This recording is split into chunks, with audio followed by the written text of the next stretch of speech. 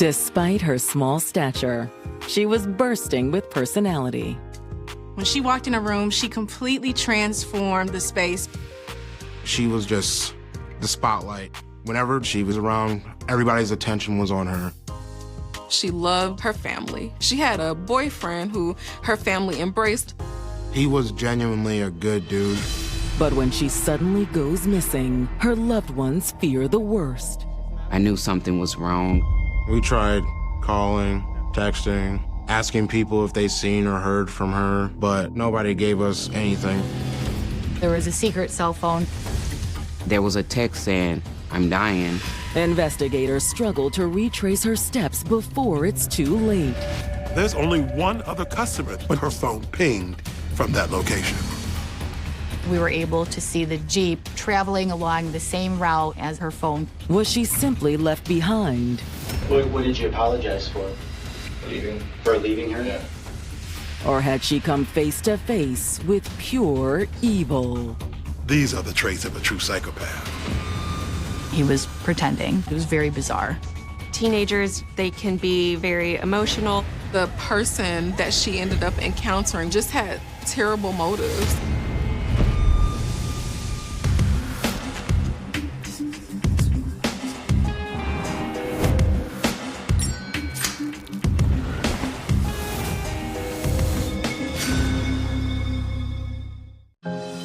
January 24th, 2018.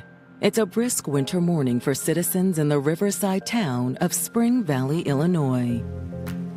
Spring Valley's more of like a farm town. There's not really much big out there. It's about 100 miles west of Chicago, only about 5,000 people, so if you can imagine, everybody knows everybody. There's a lot of families that live there, that have lived there for generations. Overall, it's just a good place to live. But at 7 a.m., the Bradley family is growing concerned.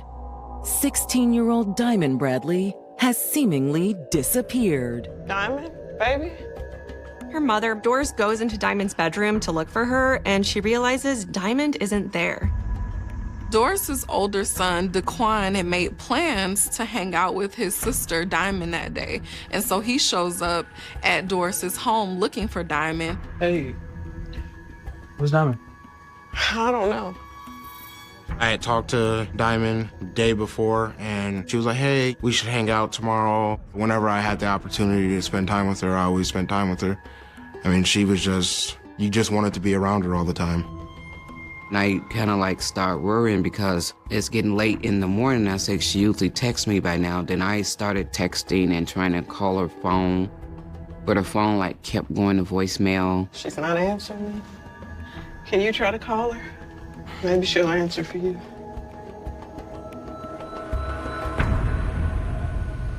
Nothing.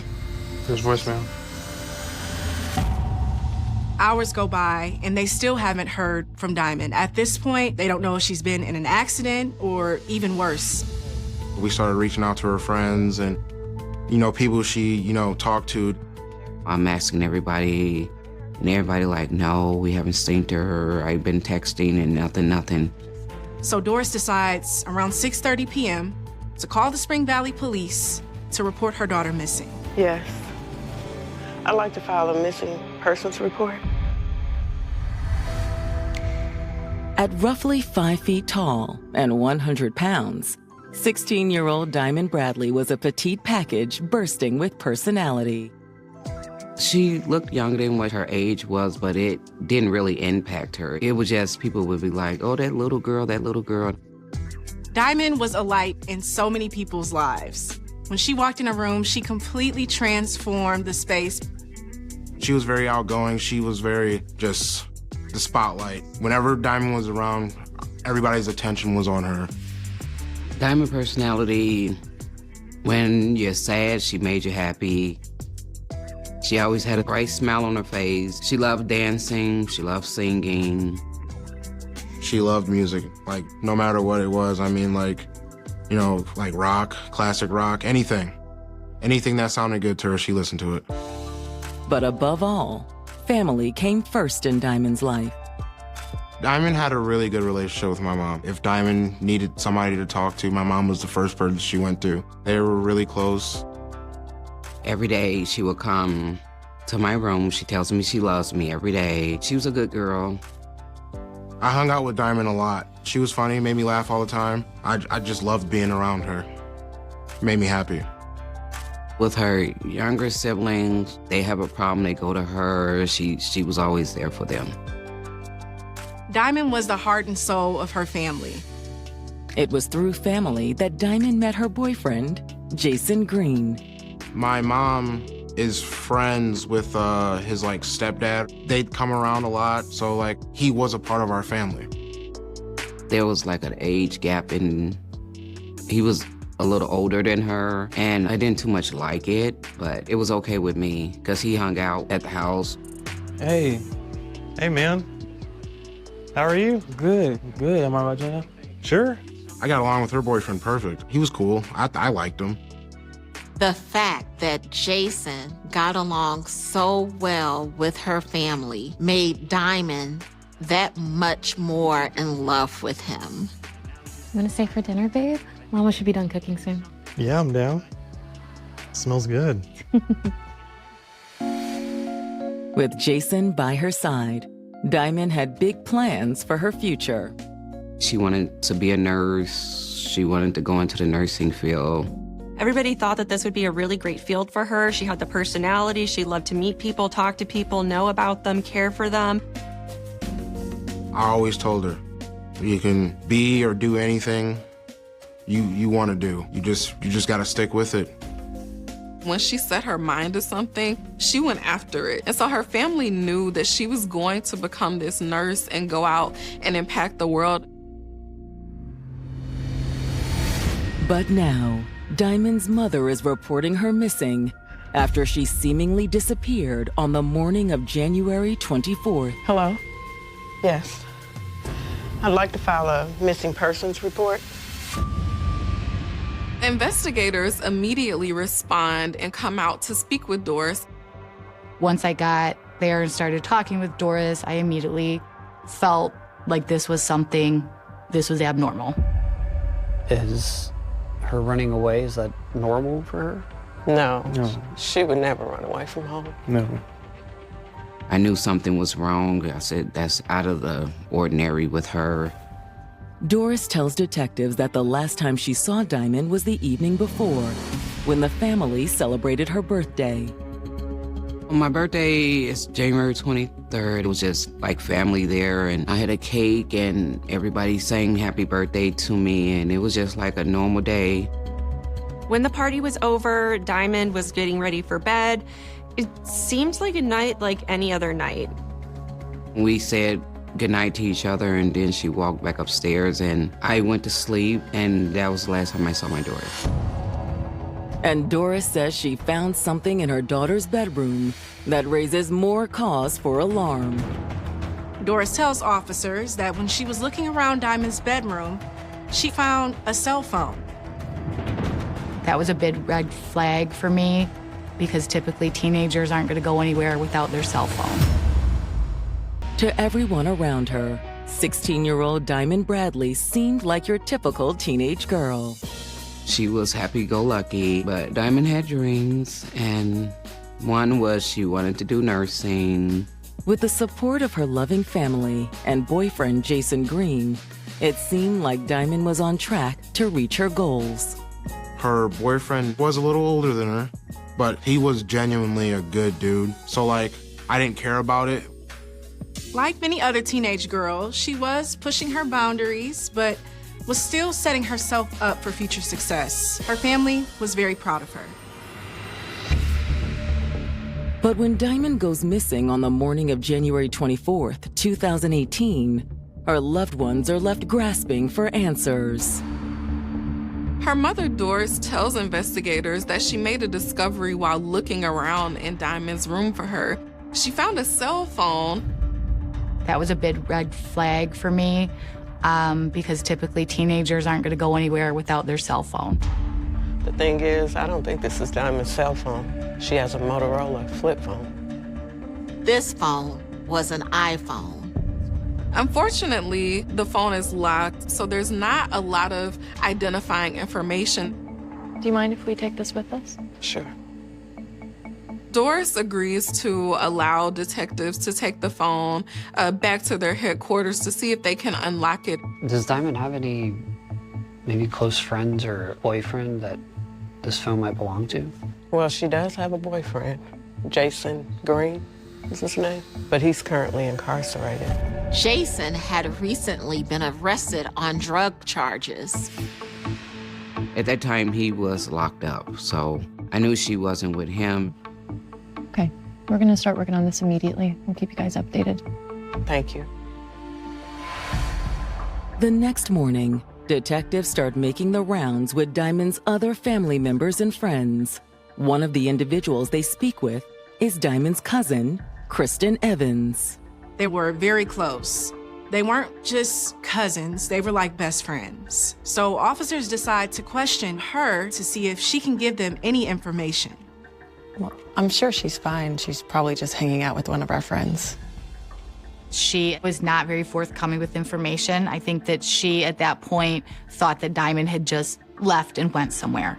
And I think she was trying to protect Diamond so that Doris didn't know what was actually going on. Kristen tells detectives the last time she saw Diamond was on the night of the 23rd, when they were celebrating her Aunt Doris's birthday. After the birthday celebration, Kristen went to hang out with her boyfriend, Winston McBride. Winston had a sort of interesting relationship with these girls. Kristen explains that Winston briefly dated her cousin Diamond before they coupled up. It doesn't matter to me that he had a thing with my cousin. Me and Winston have something special. Kristen said Diamond and Winston remained friends even after she started dating him. So you haven't heard from Diamond since the night of the 23rd? Well, she did send us some texts the next morning. Winston McBride received a text message from Diamond Bradley around 6:20 in the morning on January 24th. Diamond sent him a message asking if he wanted to go to IHOP. But immediately after, she sent another message saying she sent it to the wrong person. Pancakes do sound good, though. However, 15 minutes later, another, more ominous text came through. Hey, look at this. There was a text saying, "I'm dying."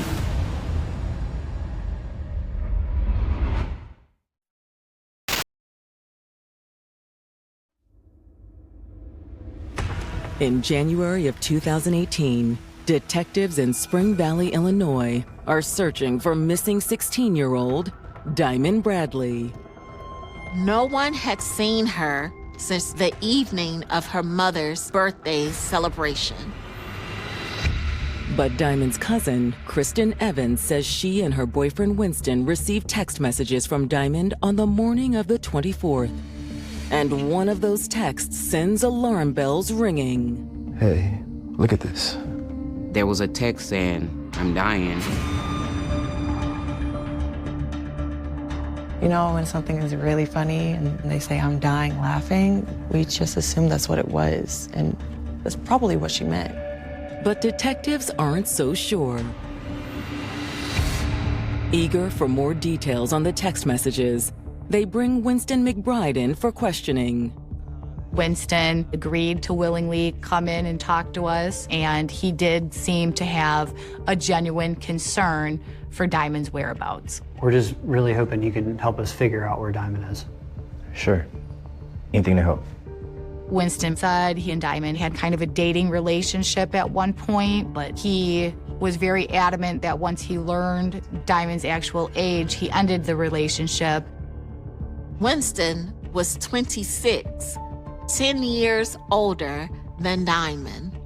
Diamond liked older guys. She had this big, vivacious personality. She just wasn't interested in guys her own age. After that, Winston started dating Diamond's cousin, Kristen Evans. Was she upset with that? You moving on with her cousin? Not really. We stay friends. Winston concedes the text he received from Diamond on the morning of the 24th concerned him. After Diamond sent him an "I'm dying" text, he responded. But Winston says he never received any more texts from Diamond. You mind if we see that thread? Sure. The text messages on the phone reflected exactly what Winston had told them. However, before Winston leaves, he has one more piece of information for investigators. Wait, did you guys look into her Backpage account?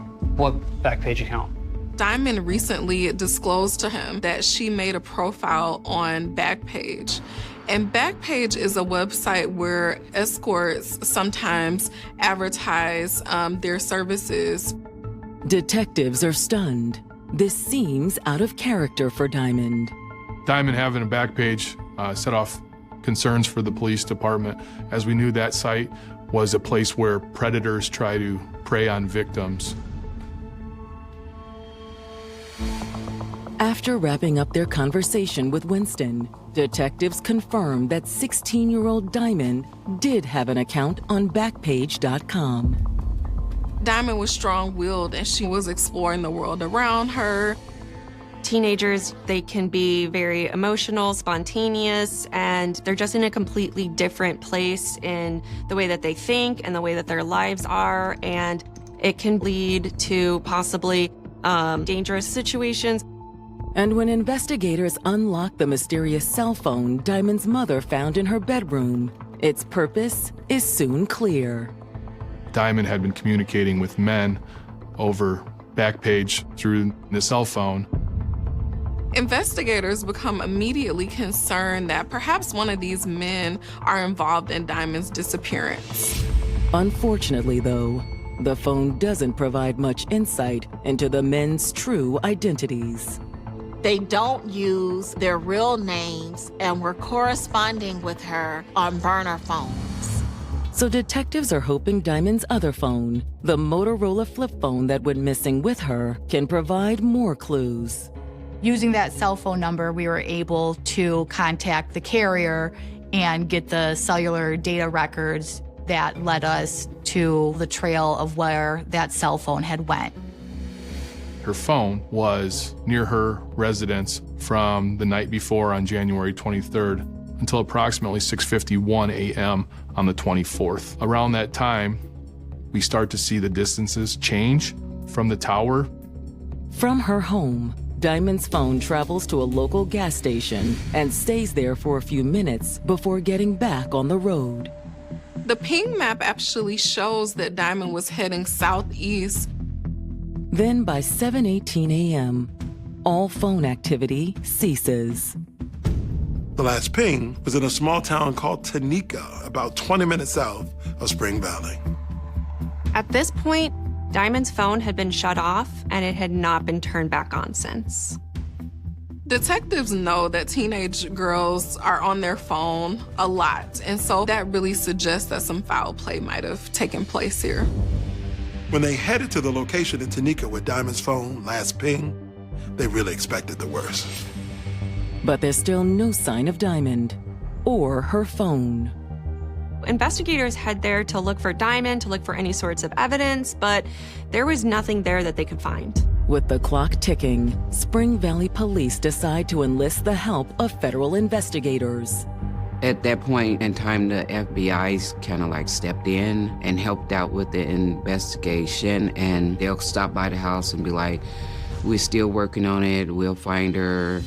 In the meantime, Diamond's family takes their own strides to help find their lost loved one.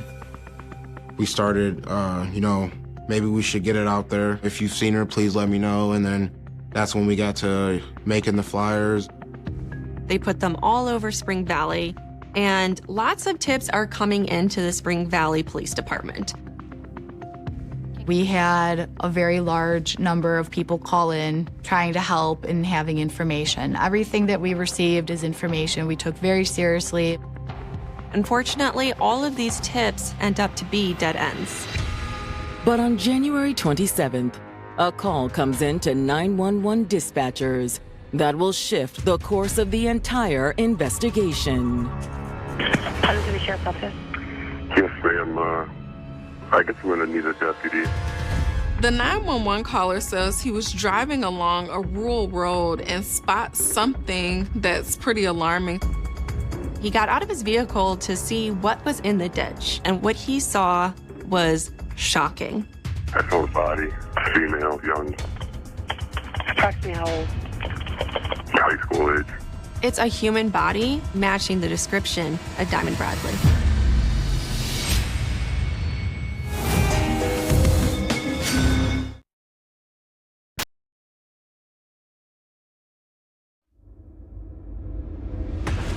On January 27, 2018, Illinois police have just received word that a body matching the description of missing teenager Diamond Bradley has been located in a rural area just 10 minutes away from her Spring Valley home. I found a body, female, young, Approximately how old? high school age. We went to where the body was located, which was in a rural area in Putnam County, which would be to the south of Spring Valley. As soon as Spring Valley police arrive on the scene and look at the body, there's no doubt that this is Diamond. That's gotta be her. Yeah. It appeared that Diamond's death had been violent. She had been stabbed multiple times. She had multiple lacerations on her body, on her neck. She had multiple defense wounds, which clearly indicated that, you know, she fought. She fought hard. She did not go easy. It's beyond heartbreaking. She hadn't even, you know, started living her life yet, and it was taken in a very violent way. Spring Valley officer Adam Curran prepares to give Diamond's family the tragic news. Unfortunately, I was given the task of notifying Doris Bradley and her family of the death of Diamond Bradley. Death notifications are never easy because you know you're going into someone's residence and you're going to break their heart. And that's not something we as police officers want to do. We don't want to break someone's heart. Good afternoon, Miss Bradley. Can I come inside? Of course. Come on. The police officer came to the house, and then that's when they told me that they found her. I broke down, and yeah, it was a pretty rough night. Can I take a break? Yes, absolutely. Okay. I hear crying. At first, I thought it was Diamond. I'm like, oh, thank God they found her. And then I just see my mom. And I'm like, at this point, I'm like, what's going on? What happened? We found Diamond. At first, I didn't believe it. And to be honest with you, I kind of blacked out. So.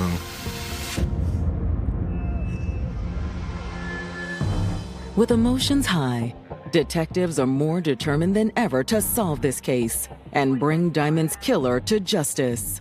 But a lack of evidence at the scene is making their job difficult.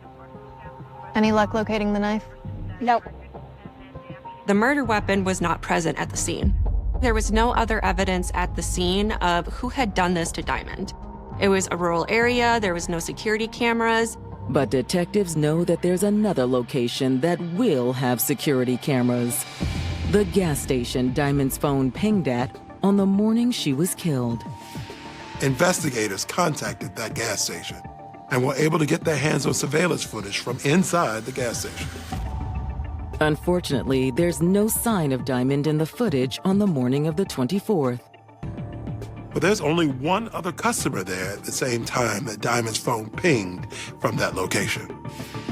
The customer pulls into the parking lot, driving a black Jeep. He comes into the gas station and buys a pack of cigarettes before leaving. And when he leaves the gas station, it's at the same time Diamond's phone starts heading southeast. Along the route that Diamond's phone had gone, police were able to determine that there were several other security cameras. We find the same vehicle, which was a black Jeep Wrangler. We were able to see the Jeep traveling along the same route that Diamond's cell phone was traveling. But at no time was the license plate of that Jeep visible. So we compiled a list from the Secretary of State of all the black Jeeps in the area. Then we started going to find all the registered owners. After several dead ends, investigators end up in the small town of Standard, Illinois. Standard is one of the closest towns to the rural area where Diamond's body was discovered.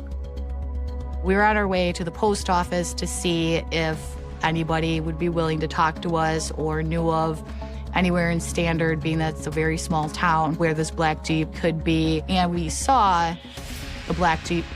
I mean, it was just so coincidental. So we turned and we went to that house to talk to somebody about the black Jeep. Investigators walk around the vehicle, they're examining it, and as far as they can tell, it appears to be an exact match to the vehicle that was seen in their surveillance footage. We approached the house and we knocked on the door to try to make contact with somebody inside the residence. Hello, sir. Is this your vehicle? Yes. A young man answers the door and identifies himself as the owner of the vehicle, Richard Henderson. And Richard looks familiar to detectives. We recognized him as the male that had been on video at the gas station. Investigators believed that these were in fact the same individual.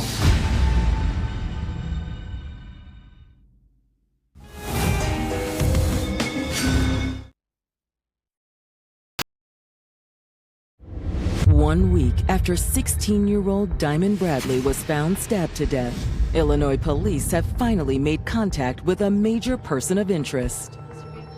His name is Richard Henderson.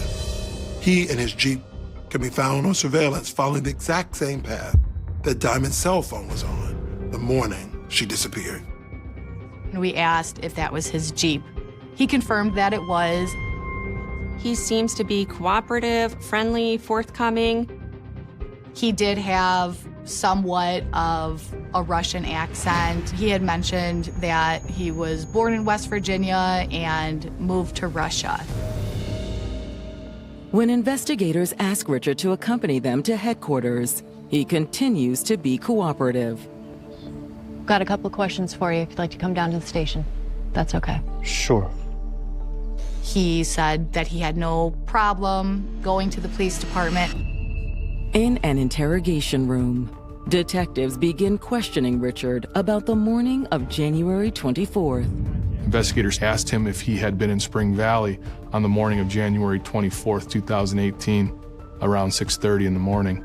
Mr. Henderson admitted that he was. He admits that it's him in the gas station surveillance footage. Okay, so you first go get your cigarettes. Yes, sir. Then what do you do? And then I pick her up. And her is Diamond. To their surprise, he pretty quickly admits to being with Diamond that morning.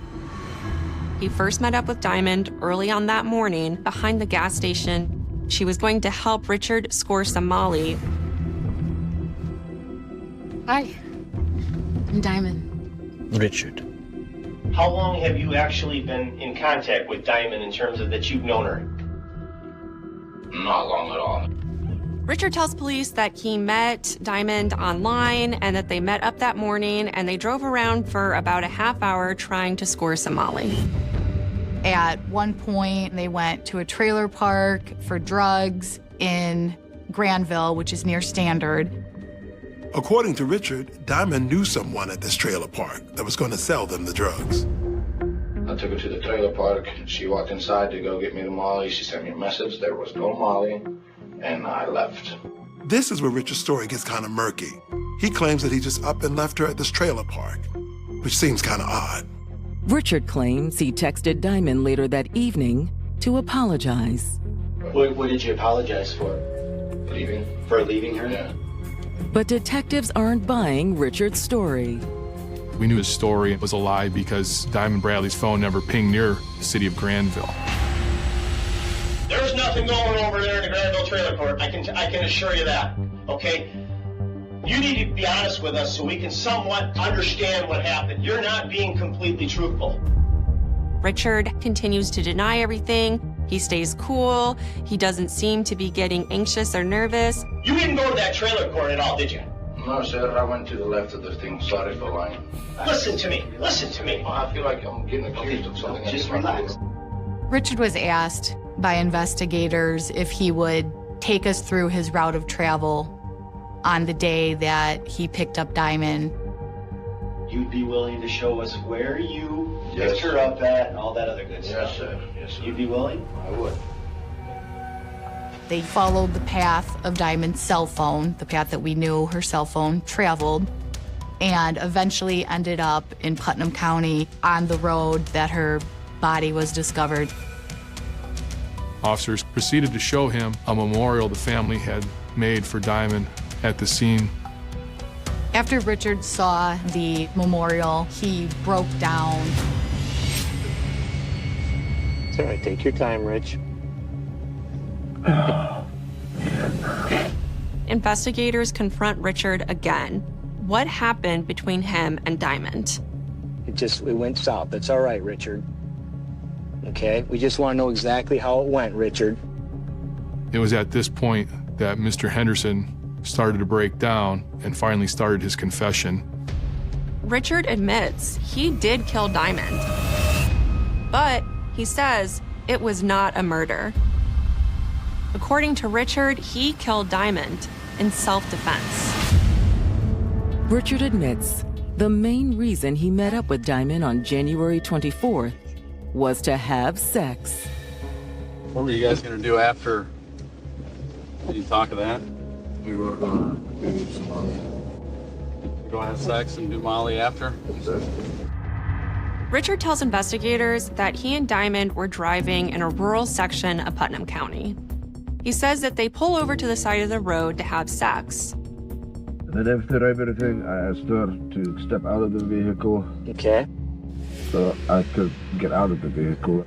Richard says that's when a disagreement arose over the Molly. Where are the drugs? No, I'm not giving you anything. The whole argument started because you didn't want to give her the rest of your Molly. You want to keep that for yourself?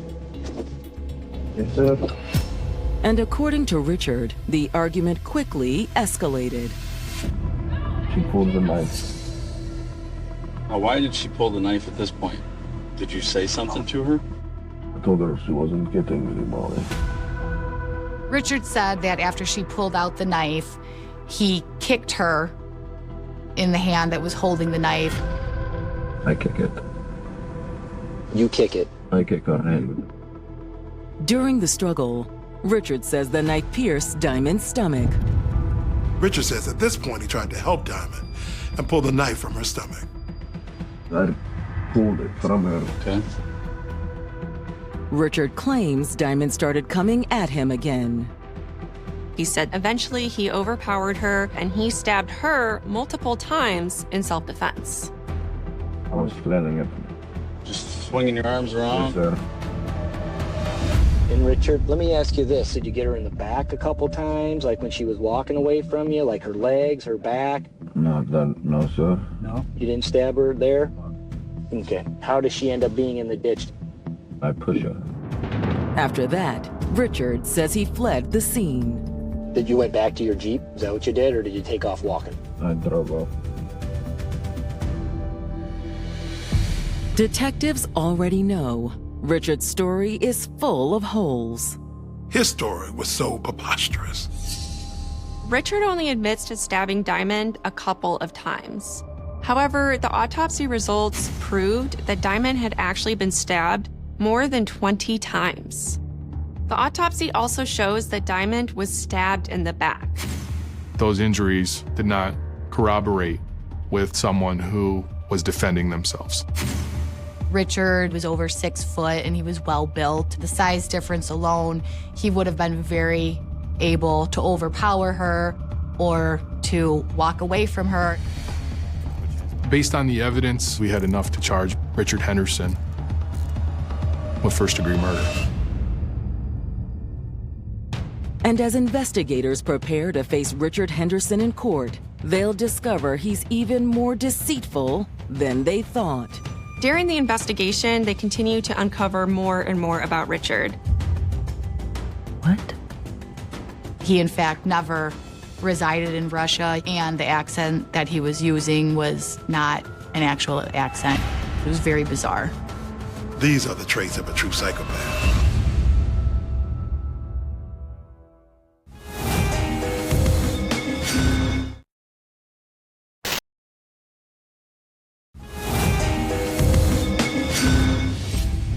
In February of 2018, Illinois investigators finally have 16-year-old Diamond Bradley's killer, Richard Henderson, in custody. But the shocking revelations in this case don't stop there. When detectives first interviewed Richard, he claimed to be from Russia and spoke with a subtle Russian accent. It was later found out that he, in fact, never resided in Russia. He never had been to Russia, and the accent that he was using was not an actual accent. He was pretending. It was very bizarre. When talking with his family, they learned that this was within character for Richard. He would actually often also use a South African accent. His family thought that maybe he did this to try to seem more interesting. Regardless, Richard has no criminal history or history of mental illness. When they announced who he was, I could remember a lot of people saying that they knew him, people I've worked with. It was like, we knew him. He didn't come off as that type of person like that. And I'm like, well, looks can be very deceiving. When my sister's murderer was found, I felt a sense of relief. But at the same time, I can't be relieved because one, she's still gone. Two, just because they found him doesn't mean he's gonna get convicted. However, investigators are determined to see that Richard faces the consequences for what he did to Diamond Bradley. They begin to build a timeline of what they believe really happened on the morning of January 24th. Police believe that Diamond met Richard on Backpage and that they had made plans to meet that morning.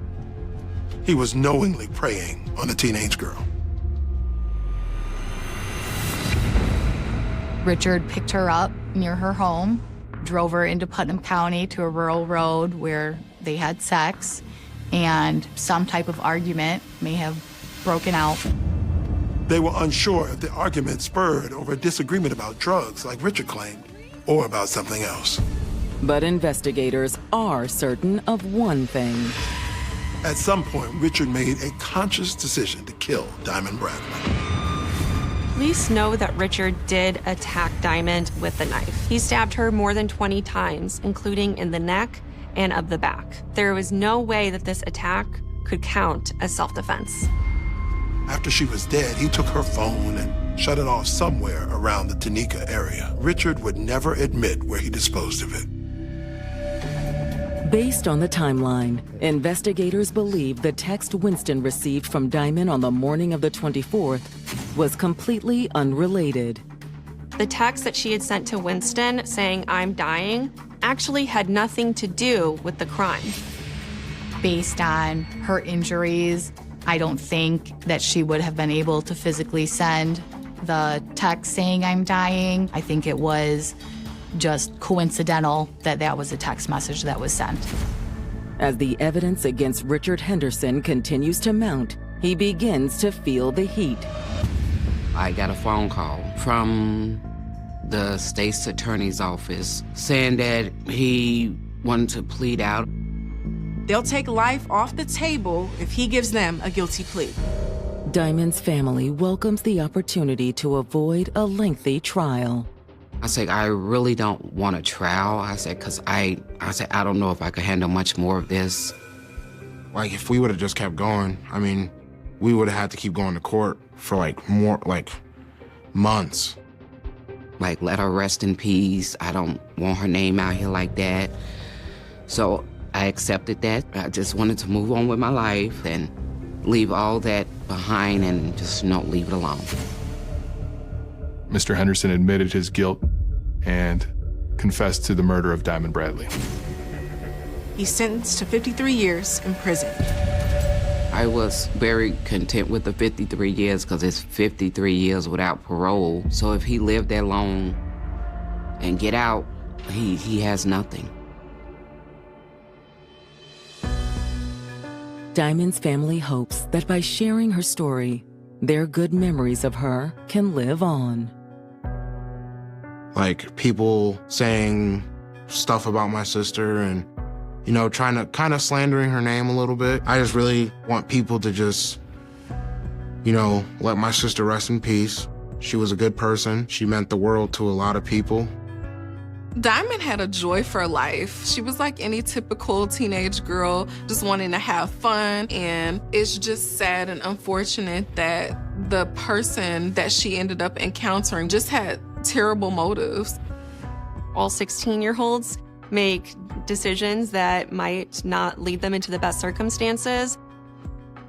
Ain't nobody on this earth perfect, but this is her story. She had a heart, and that's what I want people to know.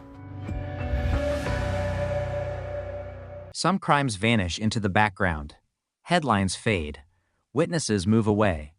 Evidence gathers dust inside forgotten storage rooms.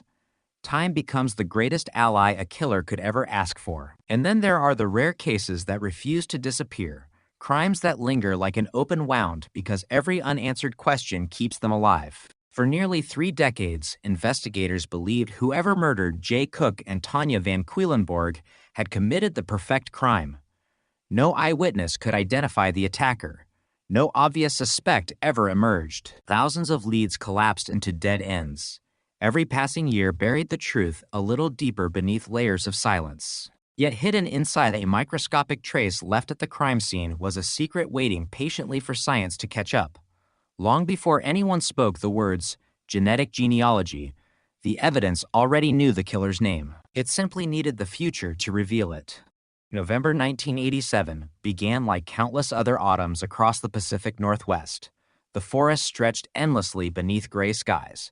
Damp roads wound between towering evergreens, and small communities carried on with the quiet rhythm that defined the region. 20-year-old Tanya Van Quillenborg and her boyfriend, 20-year-old Jay Cook, had every reason to believe the trip ahead would be ordinary. They had crossed from British Columbia into Washington state to collect furnace parts for Jay's father. It was supposed to be a simple errand, a brief journey south before returning home. Friends remembered them as young, responsible, and deeply devoted to one another. There was no sign that danger waited somewhere along the highways connecting Canada and the United States. The couple left behind familiar neighborhoods, crossed the international border legally, and disappeared into a landscape where thousands of travelers moved unnoticed every single day. Their route was unremarkable. Their destination was clear. Nothing about the trip suggested they would become the center of one of the most haunting murder investigations in the history of the Pacific Northwest. Hours passed. Then a full day. Family members expected them home. They never arrived.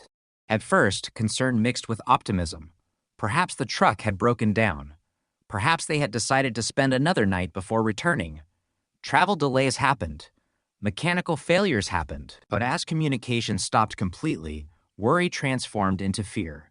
Calls produced no answers. No one reported seeing the couple after they crossed into Washington.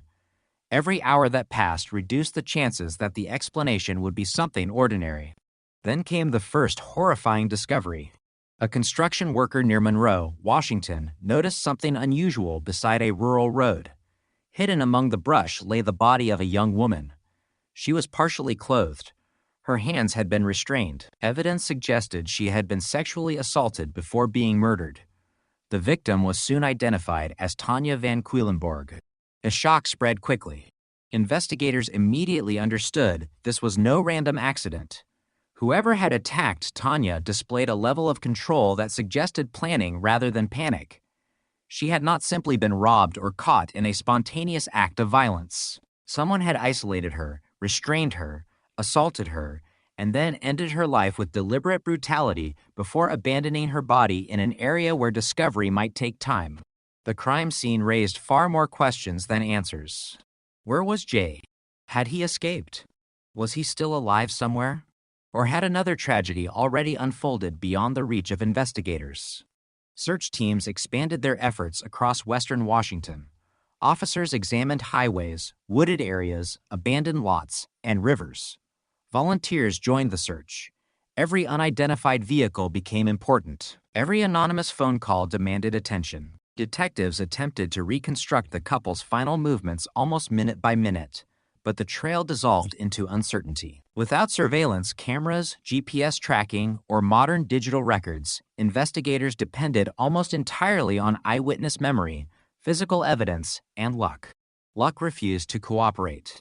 Days later, Another grim discovery shattered any remaining hope. Jay Cook's body was found near Snoqualmie. Unlike Tanya, he had been killed with a gunshot to the head. His hands had been bound.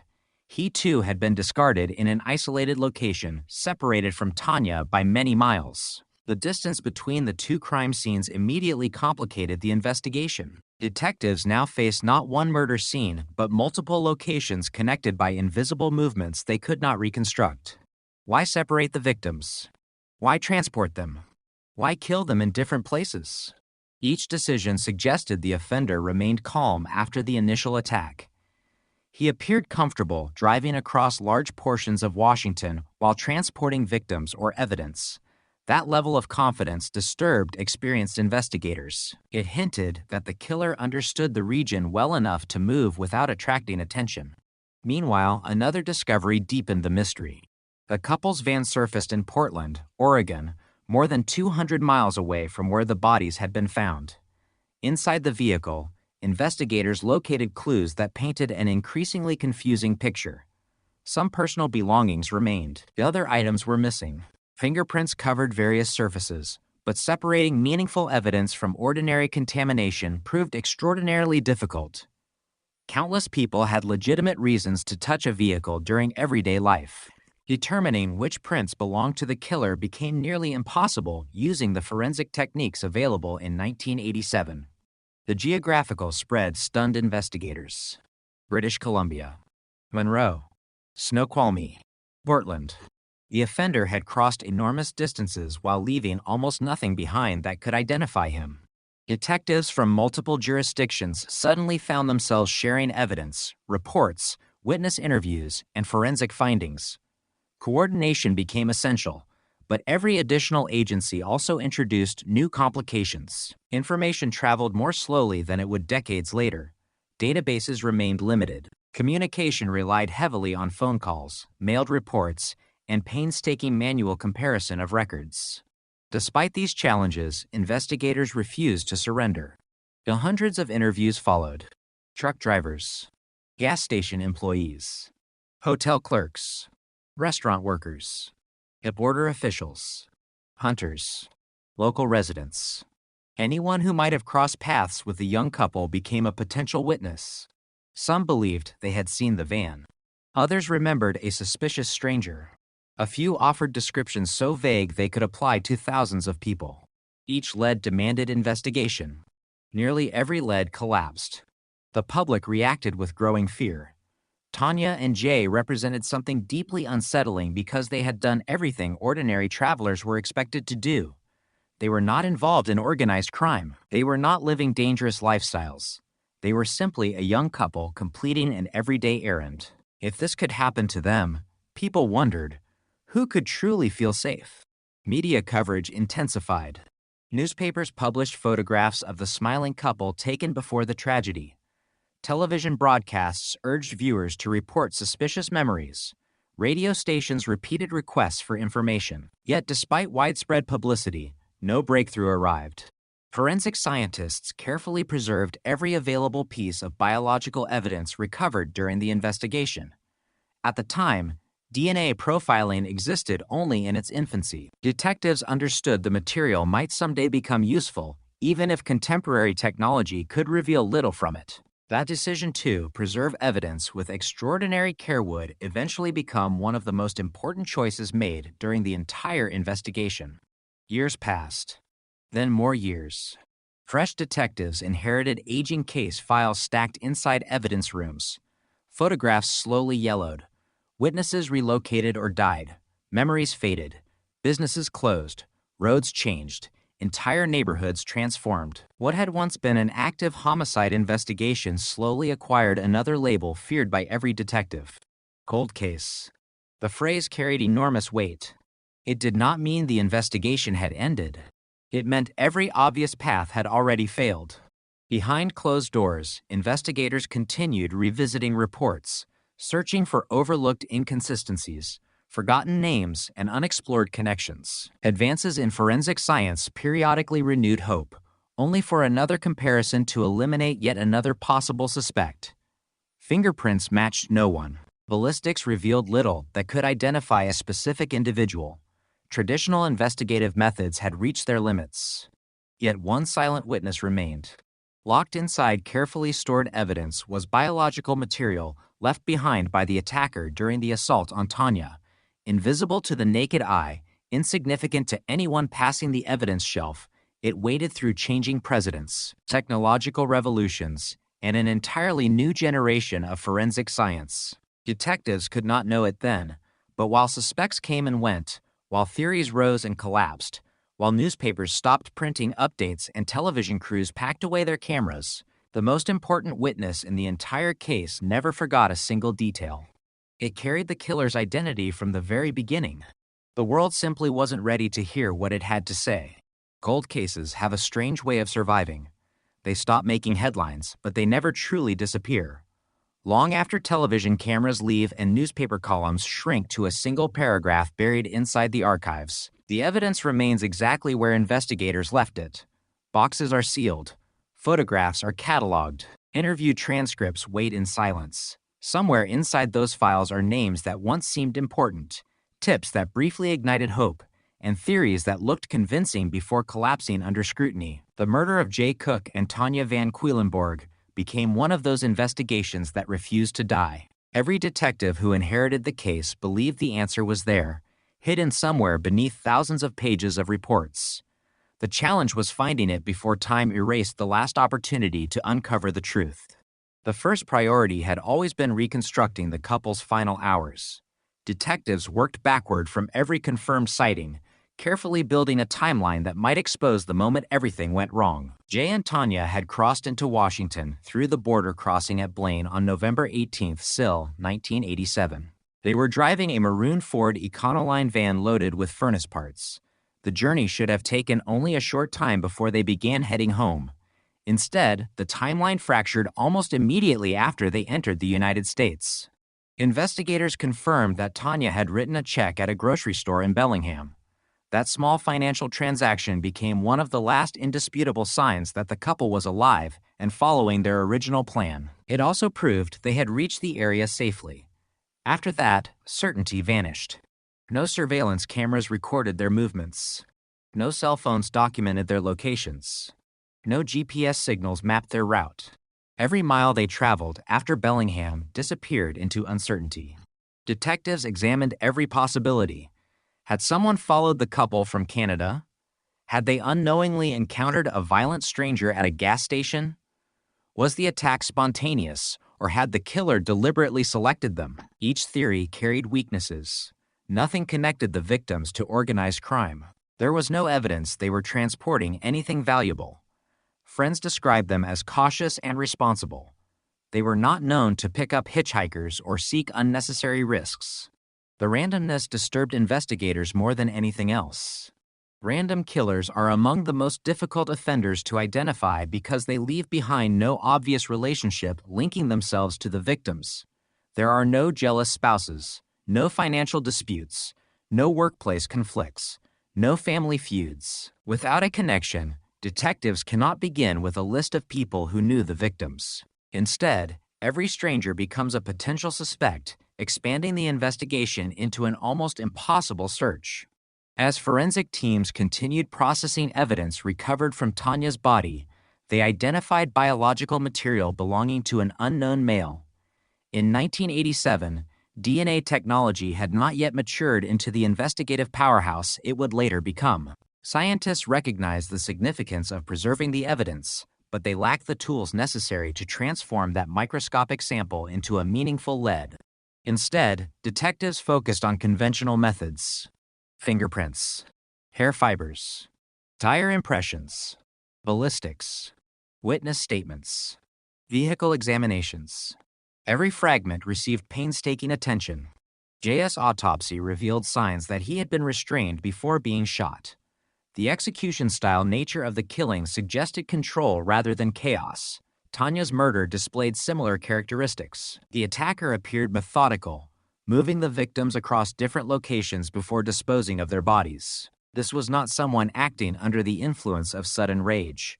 The crime unfolded through multiple deliberate decisions. That realization shaped the investigation. Experienced homicide detectives began considering the possibility that the offender had committed violent crimes before. The calm transportation of victims over long distances suggested confidence. Separating the bodies reduced the chances they would be discovered simultaneously. Abandoning the van in another state created additional confusion. Every action complicated the timeline and expanded the geographic area investigators needed to search. Whoever committed these murders understood how to make detectives work against the clock. The abandoned van became one of the investigation's greatest frustrations. Found in Portland, Oregon, it represented both an opportunity and a disappointment. Detectives hoped the interior would reveal fingerprints, clothing fibers, receipts, or personal items capable of identifying the killer. Instead, the vehicle offered dozens of possible clues but no clear answers. Numerous fingerprints belonged to innocent individuals who had legitimate reasons to touch the van before or after the murders. Some prints could never be identified. Others lacked sufficient quality for comparison. Without modern forensic enhancement techniques, many potentially valuable traces remained unusable. Investigators searched nearby neighborhoods, hoping residents had witnessed someone abandoning the vehicle. Some remembered seeing the van parked along the street. Others noticed nothing unusual. The delay between abandonment and discovery meant valuable memories had already faded. Once again, another promising lead dissolved into uncertainty. As weeks became months, detectives expanded the investigation beyond Washington and Oregon. Law enforcement agencies across the United States and Canada received information describing the murders. Similar crimes were reviewed for possible connections. Could a serial offender be responsible? Had another jurisdiction encountered comparable attacks involving young couples? Analysts compared homicide reports stretching back years. Patterns emerged, then disappeared. Some similarities proved superficial. Others lacked supporting evidence. None produced the breakthrough investigators desperately needed. Meanwhile, the families of Jay and Tanya faced an entirely different struggle. They were forced to rebuild their lives while living with unanswered questions that haunted every passing year. Birthdays became reminders of lives interrupted. Holidays emphasized empty chairs around family tables. Every anniversary of the murders revived hope that perhaps this would finally be the year. Someone came forward with the missing piece of information. But silence endured. The case generated periodic bursts of media attention whenever detectives announced renewed investigative efforts. Newspapers revisited the murders, appealing once again for witnesses to contact authorities. Television stations interviewed investigators who spoke carefully about evidence they could not fully disclose. Every broadcast produced new phone calls. Most went nowhere. People confused dates. Others misremembered locations. Some sincerely believed they had witnessed something significant decades earlier, only for records to prove otherwise. False hope became one of the investigation's cruelest realities. Every promising tip demanded weeks of work. Every elimination returned detectives to the same unanswered questions. Who was the unknown man whose biological evidence remained at the crime scene? Why had he targeted Jay and Tanya? Where had he gone afterward? And had he killed again? As forensic science advanced through the 1990s, investigators revisited the preserved biological evidence. DNA profiling had evolved dramatically since the murders. Laboratories succeeded in developing a genetic profile from the unknown offender. At last, detectives possessed something tangible, a DNA signature belonging to the killer. Optimism surged. This had to be the breakthrough. The profile was entered into law enforcement databases, including CODIS, the Combined DNA Index System. If the killer had previously been arrested for qualifying offenses or if his DNA had already been collected through another investigation, the system would identify him. Days passed. No match. Weeks passed. Still nothing. The database remained silent. The result carried enormous implications. Either the killer had never submitted DNA through the criminal justice system, or he had managed to avoid detection entirely. For investigators, the disappointment was devastating. They finally possessed the offender's genetic identity, yet no name accompanied it. The DNA profile became both the investigation's greatest achievement and its greatest frustration. It proved the killer existed. It confirmed biological evidence had survived intact, but it could not reveal who he was. Years continued slipping away. Technology improved. Investigators periodically resubmitted the profile as national databases expanded. Every new arrest across America increased the possibility that someday the offender's DNA might finally enter the system. Again and again, nothing happened. Some detectives retired without ever learning whether the murderer had been identified. Others passed the files to younger investigators who had been children when the crime occurred.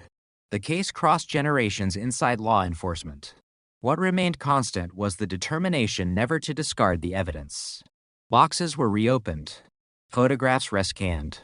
Laboratory reports reviewed. Fresh eyes searched old documents for details overlooked decades earlier. One recurring question refused to disappear. Could the killer have lived an entirely ordinary life after the murders? It was a disturbing possibility. While Jay and Tanya's families mourned unimaginable loss, the unknown offender might have been working regular jobs, raising children, attending neighborhood barbecues, and smiling in family photographs. History had shown investigators that violent offenders often blended seamlessly into their communities. Monsters rarely looked like monsters. Still, there was no proof, only speculation. Then, during the early years of the 21st century, a quiet revolution began inside forensic science. Researchers discovered that DNA could do more than identify individuals already inside criminal databases. Genetic information could also reveal biological relationships between people who had never committed crimes, distant cousins, great-grandparents, family branches stretching across generations. The concept sounded almost impossible. If investigators could not find the killer directly, perhaps they could find someone related to him. At first, the idea remained experimental. Few believed it could solve decades-old murders. Many investigators viewed the approach with cautious optimism, uncertain whether it would withstand legal scrutiny or produce reliable results. The files containing Jay Cook and Tanya Van Quillenborg's murders remained untouched by this emerging technique for the moment. But inside one sealed evidence envelope, the killer's DNA had been waiting for more than 25 years. Science was finally beginning to ask questions that the evidence had always been capable of answering. The perfect crime was no longer protected by time alone. For the first time in nearly 3 decades, time itself was about to become the killer's greatest enemy. For nearly 3 decades, the investigation existed in a strange state between hope and resignation. Detectives never closed the file, but every traditional path had already been exhausted. Thousands of hours had been spent interviewing witnesses. Countless pieces of evidence had been examined, cataloged, and re-examined. The unknown male DNA profile remained the single most valuable clue, yet it seemed trapped inside a scientific dead end. It belonged to someone. Investigators knew that with absolute certainty, but without a name attached to the genetic profile, the evidence became little more than a ghost reel, undeniable, and completely unreachable. The killer had vanished into ordinary life, protected not by brilliance, but by the limitations of technology. During the years that followed, homicide investigators across the United States watched forensic science evolve at an astonishing pace. Fingerprint databases became faster. DNA laboratories became more sensitive. Digital records replaced shelves of paper files. Cases once thought impossible suddenly began producing new leads. Cold case units reopened investigations that had gathered dust for decades. Families who had nearly abandoned hope received unexpected phone calls announcing breakthroughs. Each success carried the same message. Evidence never truly grows old. Only the methods used to examine it change.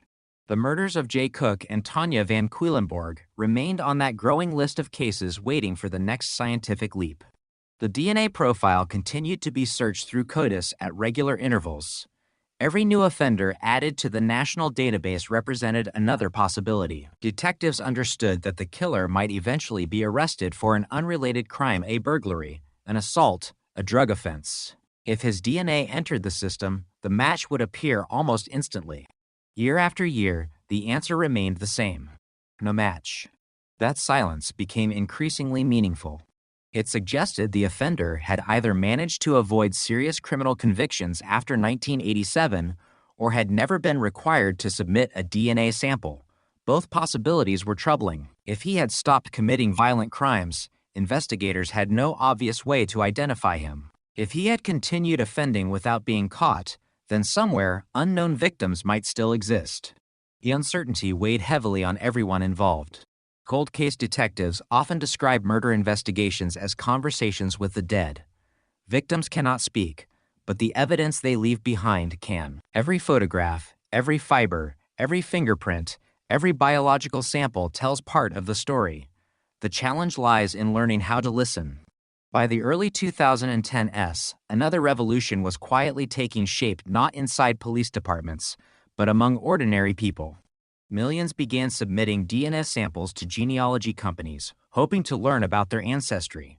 They wanted to discover where their families had come from, connect with distant relatives, or build family trees stretching back centuries. Every saliva sample expanded enormous genetic databases that had never been created for criminal investigations.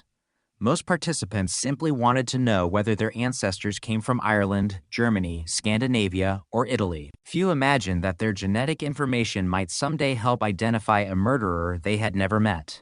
For forensic investigators, those expanding databases represented something extraordinary. Not a direct match, a family connection. If the killer himself had never submitted DNA, perhaps one of his relatives had. A concept initially sounded almost unbelievable. Imagine standing in the middle of a vast forest, searching for one specific tree. Finding it seems impossible. But if someone points toward a nearby grove where members of the same family have grown for generations, the search suddenly becomes manageable. That was the promise of investigative genetic genealogy. Instead of asking, "Whose DNA is this?"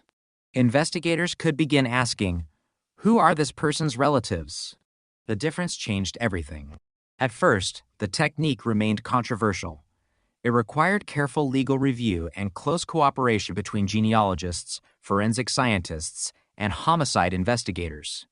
Building family trees demanded enormous patience. Public records had to be examined, census documents reviewed, birth certificates, marriage licenses, obituaries, military records, newspaper archives, and immigration files all became pieces of an enormous puzzle. One DNA sample could generate hundreds, sometimes thousands, of distant relatives. Most had absolutely nothing to do with the crime. Some shared common ancestors living more than a century earlier. The work resembled detective investigations inside detective investigations. Each branch of a family tree had to be traced forward through generations until investigators narrowed the possibilities to one individual whose age, sex, geographic history, and life circumstances matched the evidence. It was painstaking work. But unlike traditional investigations, every step brought detectives closer rather than farther from the truth. The success of several high-profile cases proved the method could work. Law enforcement agencies across the country began reconsidering cold cases once believed impossible to solve. Among them was the murder of Jay Cook and Tanya Van Quillenborg. By this point, nearly 30 years had passed. Entire careers had begun and ended while the investigation remained open. Some original detectives had retired. Others had died. The victims' families had lived through decades of unanswered birthdays, anniversaries, and holidays. Yet the biological evidence collected in 1987 had survived remarkably well. That preservation now became invaluable. Specialists generated a genetic profile suitable for genealogical comparison. Unlike CODIS, which searched for exact matches among convicted offenders, genealogical analysis looked for shared DNA segments linking unknown individuals to distant relatives. When the first results arrived, investigators experienced cautious optimism. There was no immediate answer, no flashing computer screen announcing the killer's identity. Instead, there appeared a collection of partial genetic relatives, people who shared small portions of DNA with the unknown offender. Second cousins, third cousins, even more distant relatives. Individually, none revealed the killer. Together, they formed the outline of an enormous extended family. Professional genealogists began the painstaking process of constructing interconnected family trees. Names multiplied rapidly. Grandparents, great-grandparents, siblings, children, marriages, divorces, births, deaths. Entire generations unfolded across maps of North America. The investigation shifted from police stations to libraries, historical archives, public records offices, and digital genealogy databases. Detectives who had spent years interviewing witnesses now found themselves studying family histories dating back to the 19th century. Every branch eliminated narrowed the search. Every confirmed relationship strengthened the remaining possibilities. Eventually, investigators isolated a family line that appeared increasingly significant. Several descendants fit portions of the biological profile. Some could immediately be ruled out because of age. Others lived in locations inconsistent with the investigation. Bit by bit, the list shrank. The process required extraordinary caution. Genealogy could suggest possibilities. It could not establish guilt. Investigators still needed independent evidence proving that one individual, not merely one family, had committed the murders. Among the remaining names, one man gradually attracted increasing attention. He had lived in Washington during the late 1980s. His age aligned with the likely age of the offender. His movements appeared geographically possible. Unlike many others, he had no obvious reason to be excluded. His name was William Earl Talbot Thahan.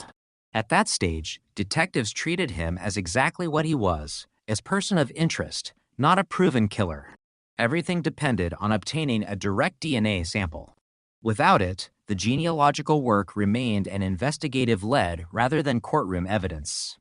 Experienced detectives understood they could not simply confront Talbot and demand a DNA sample. If he refused, the investigation might become far more complicated. Instead, surveillance quietly began. Investigators observed his daily routine without revealing their interest. They documented where he traveled, where he worked, and how he interacted with the world around him. To neighbors, nothing appeared unusual. Decades had passed since the murders. Life had moved on. Few could have imagined that one of America's most significant cold case investigations was slowly unfolding just beyond public view. Then came the waiting. Detectives needed something Talbot discarded voluntarily. A coffee cup, a tissue, a napkin, a plastic utensil, anything carrying his DNA. The strategy had been used successfully in countless criminal investigations. Once abandoned, such items could legally be collected and compared against crime scene evidence. Investigators watched carefully. Every movement mattered. The unknown genetic profile preserved since 1987 was about to face its first true test. If the DNA matched, nearly 30 years of mystery would collapse in a single laboratory report. If it did not, detectives would return to the family tree and begin again. The entire investigation balanced on one comparison, one microscopic sequence of genetic code, one decision made by a killer who had unknowingly left behind the only witness that never forgot his face. And somewhere inside a forensic laboratory, scientists prepared to ask the question that had echoed unanswered since November 1987. Was the man investigators had quietly followed for weeks finally the one they had been searching for all along? The surveillance operation unfolded with remarkable patience. There were no flashing police lights, no dramatic confrontations, no officers waiting outside a suspect's front door. After nearly 30 years, detectives understood that the investigation could not afford a single careless mistake. William Earl Talbot Thahan had lived as a free man for decades. If he truly was the unknown killer, he had successfully escaped every interview, every fingerprint comparison, every suspect list, and every technological advance that had come before. Now, for the first time, investigators believed they were close enough to hear the truth. But belief was not evidence. Courts demanded certainty. Science demanded precision. The families deserved both. Detectives watched Talbot from a distance. His routine appeared almost painfully ordinary. He drove familiar roads. He stopped at local businesses. Ran errands. Spoke casually with people who had no idea they were standing beside a man connected to one of the Pacific Northwest's most infamous cold cases if the investigators' theory proved correct. Nothing about his daily life hinted at the horror hidden inside the old case files. That contrast unsettled experienced detectives. They had seen it before. Some of history's most violent offenders blended almost perfectly into everyday society. They worked regular jobs, paid bills, greeted neighbors, and attended family gatherings. The image of a murderer rarely matched the public imagination. Evil did not always announce itself. Sometimes it wore ordinary clothes and lived ordinary lives. Every movement was documented. Every opportunity carefully evaluated. Then the moment arrived. Talbot discarded an item that investigators had been waiting for. It was collected without his knowledge and sent immediately to the laboratory. The forensic scientists already possessed the unknown DNA profile recovered from Tanya van Quedlinburg in 1987. That evidence had remained preserved through decades of technological evolution. Now it would be compared directly with the DNA recovered from the discarded item. Inside the laboratory, emotion gave way to procedure. Samples were processed. Quality controls were verified. Profiles were generated. Every step followed strict scientific protocols because investigators understood exactly what was at stake. A false match would destroy the investigation. A genuine match would rewrite nearly 30 years of history. Then the comparison was complete. The DNA matched. Not partially. Not approximately. It matched with the level of certainty required for criminal prosecution. The biological evidence collected from Tanya's body belonged to William Earl Talbot TSF. After nearly 3 decades, the unknown man whose genetic profile had haunted investigators finally had a name. For detectives who had devoted years of their careers to the case, the moment carried enormous weight. Some later described it as almost surreal. Others remained silent, staring at the laboratory report that transformed decades of uncertainty into certainty. The mystery that had survived since 1987 had finally begun to collapse. The families of Jay Cook and Tanya van Quedlinburg received the phone call they had waited almost 30 years to hear. Investigators had identified a suspect. Hope returned, but it arrived alongside new emotions. Relief, shock, disbelief, anger. The answer had existed all along, hidden inside evidence collected during the original investigation. The science simply had not been capable of revealing it. In May 2018, authorities arrested William Earl Talbot Sestakaf. The announcement spread rapidly across news organizations throughout North America. The murders of Jay Cook and Tanya van Quedlinburg had become one of the first major homicide cases solved through investigative genetic genealogy, demonstrating a revolutionary approach that would soon transform cold case investigations around the world. For the public, the breakthrough felt almost miraculous.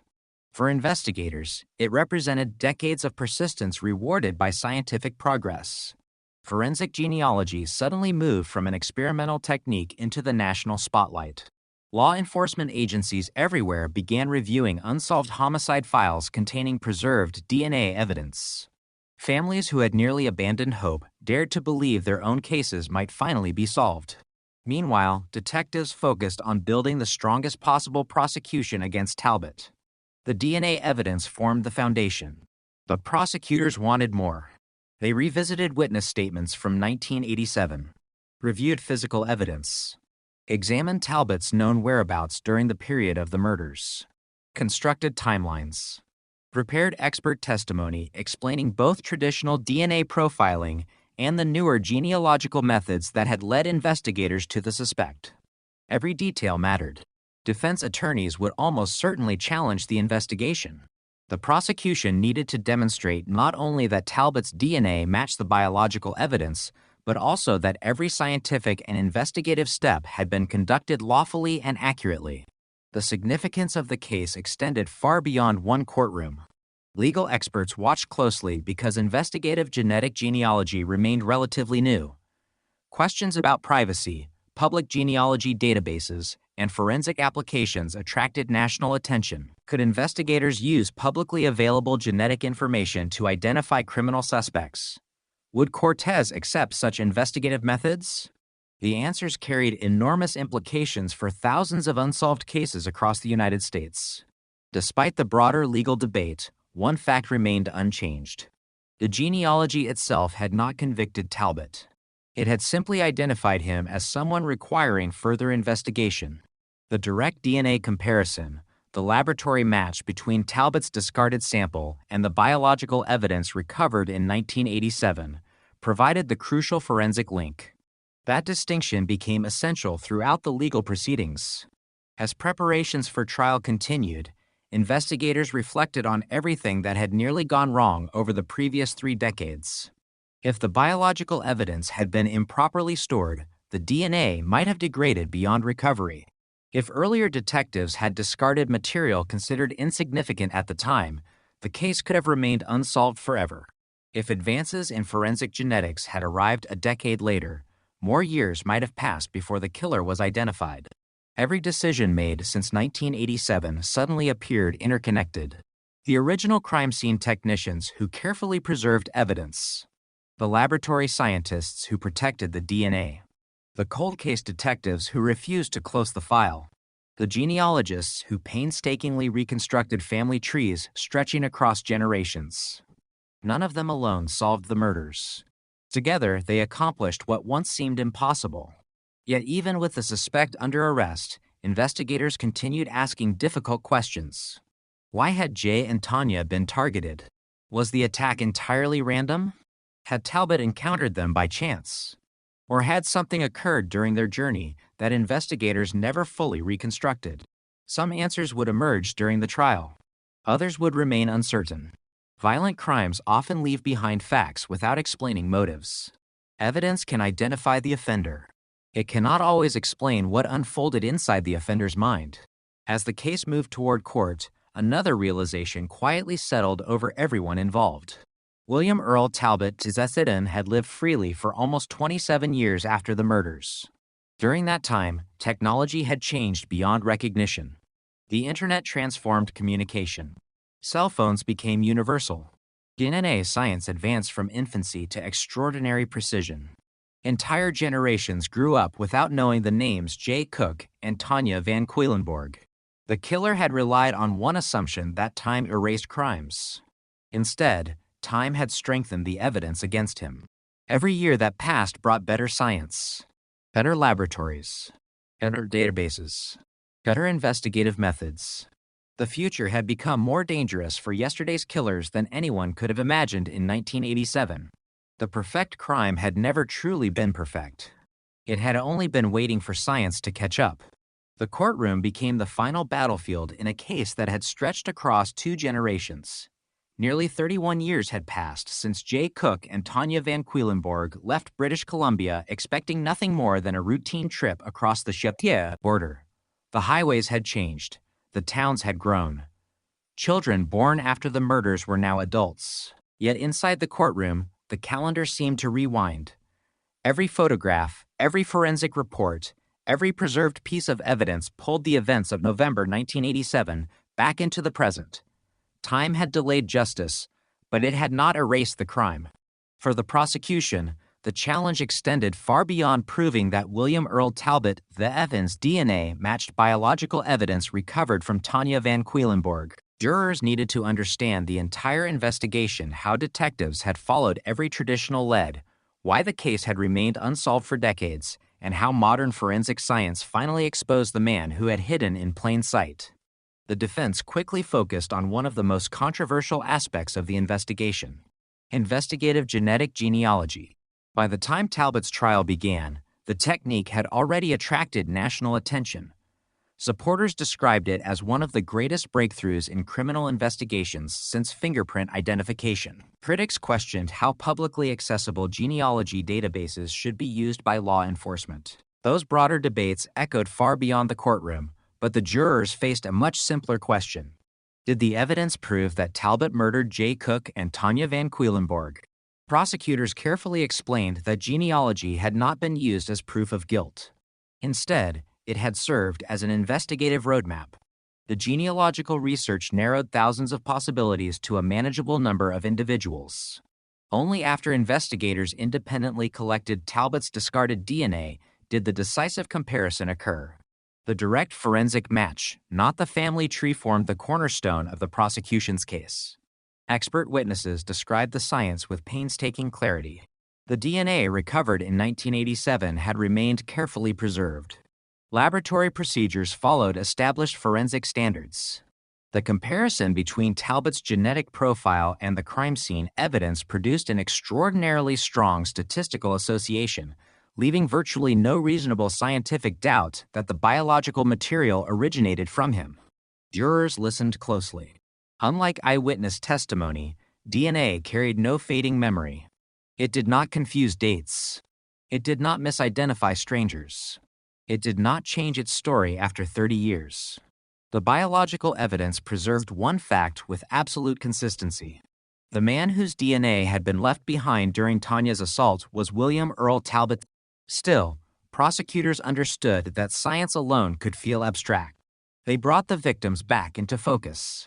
Photographs of Jay and Tanya filled the courtroom. Friends described them as kind, responsible, and excited about building their future together. Family members spoke about ordinary moments that had become priceless memories after the murders. Simple conversations, weekend plans, holiday gatherings, dreams interrupted forever by an encounter with a stranger they had never expected to meet. Those testimonies transformed the case from laboratory reports into human tragedy. Behind every piece of evidence stood two young people whose lives had ended with extraordinary violence. Investigators who had worked the original case also testified. Some had retired years earlier. Others had carried memories of the murders throughout their careers. They described the frustration of pursuing countless leads that produced nothing, the endless interviews, the sleepless nights, the recurring hope that each new technological advance might finally solve the mystery. Many admitted they had never expected to witness an arrest. Yet here they were, decades later, watching the investigation reach a conclusion they once believed impossible. The defense attempted to raise questions about the passage of time. 30 years had changed witnesses. Memories faded. Physical locations evolved. Could investigators truly reconstruct events that had occurred so long ago? The prosecutors acknowledged those realities. That was precisely why the preserved biological evidence mattered so profoundly. Unlike memory, DNA did not deteriorate into uncertainty when properly stored. Its testimony remained as reliable in 2019 as it had been in 1987. Scientific advances had merely given investigators the ability to hear what the evidence had always been saying. Throughout the proceedings, one issue remained particularly haunting: emotive. No definitive explanation ever emerged for why Cook and Tanya Van Queilenborg had been targeted. Investigators believed the attack was likely opportunistic. The evidence suggested the couple encountered their killer during what should have been an ordinary journey. No prior relationship linked them to Talbot. No financial dispute. No known personal connection. No long-standing conflict. Random violence carries its own terrifying logic. It reminds society that danger sometimes appears without warning, without reason, and without any mistake made by the victims themselves. Jurors heard testimony about the separation of the bodies, the abandoned van in Portland, and the efforts made by the killer to complicate the investigation.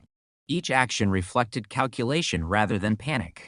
Transporting victims across multiple jurisdictions increased investigative complexity. Leaving the vehicle hundreds of miles away expanded the search area. For years, those decisions had appeared remarkably effective. They delayed identification. They exhausted investigators. They nearly allowed the offender to escape forever. Nearly. The prosecution repeatedly returned to one central truth. No matter how carefully someone attempts to erase evidence, human beings almost always leave something behind. A fingerprint. A shoe impression. A strand of hair. A microscopic trace of DNA. The smallest mistake can survive decades. In this case, that mistake outlived the killer's anonymity. As closing arguments approached, the courtroom atmosphere grew increasingly emotional. For Jay and Tanya's families, every testimony reopened wounds that had never fully healed. They listened once again to descriptions of the crime scenes, autopsy findings, and forensic evidence. The final days of two young lives frozen forever at the age of 20. Yet alongside grief came something unfamiliar: resolution. Not complete peace. Not the impossible restoration of what had been taken, but an answer. After decades of uncertainty, they finally knew who investigators believed had ended the lives of their loved ones. When the jury retired to deliberate, the weight felt almost insignificant compared with the previous 31 years. Hours replaced decades. Questions that had haunted investigators since 1987 now rested in the hands of 12 jurors. Every family member understood that the verdict would become one of the final chapters in a story that had shaped much of their lives. Then the decision came. The jury found William Earl Talbot guilty of the murders of Jay Cook and Tanya Van Cuylenborg. The verdict echoed far beyond the courtroom. For the families, it represented justice delayed but not denied. For investigators, it validated decades of persistence. For forensic science, it demonstrated the extraordinary power of investigative genetic genealogy when combined with meticulous police work and preserved evidence. Around the country, detectives working unsolved murders watched closely. Evidence rooms suddenly looked different. Boxes that had sat unopened for years no longer represented forgotten failures. They represented possibilities. Cases once considered impossible suddenly seemed solvable. Every preserved DNA sample became a potential voice waiting for the right technology. The conviction marked more than the end of one investigation. It signaled the beginning of a new era in criminal justice. Across the United States, cold case units accelerated reviews of unsolved homicides. Families received unexpected phone calls announcing renewed investigations. Genealogists joined forensic teams. Scientists refined laboratory techniques. The ripple effects spread nationwide. The murders of Jay Cook and Tanya Van Cuylenborg became one of the defining examples of how perseverance and scientific innovation could overcome decades of silence. Yet even after the guilty verdict, one haunting truth remained impossible to ignore. Justice had arrived.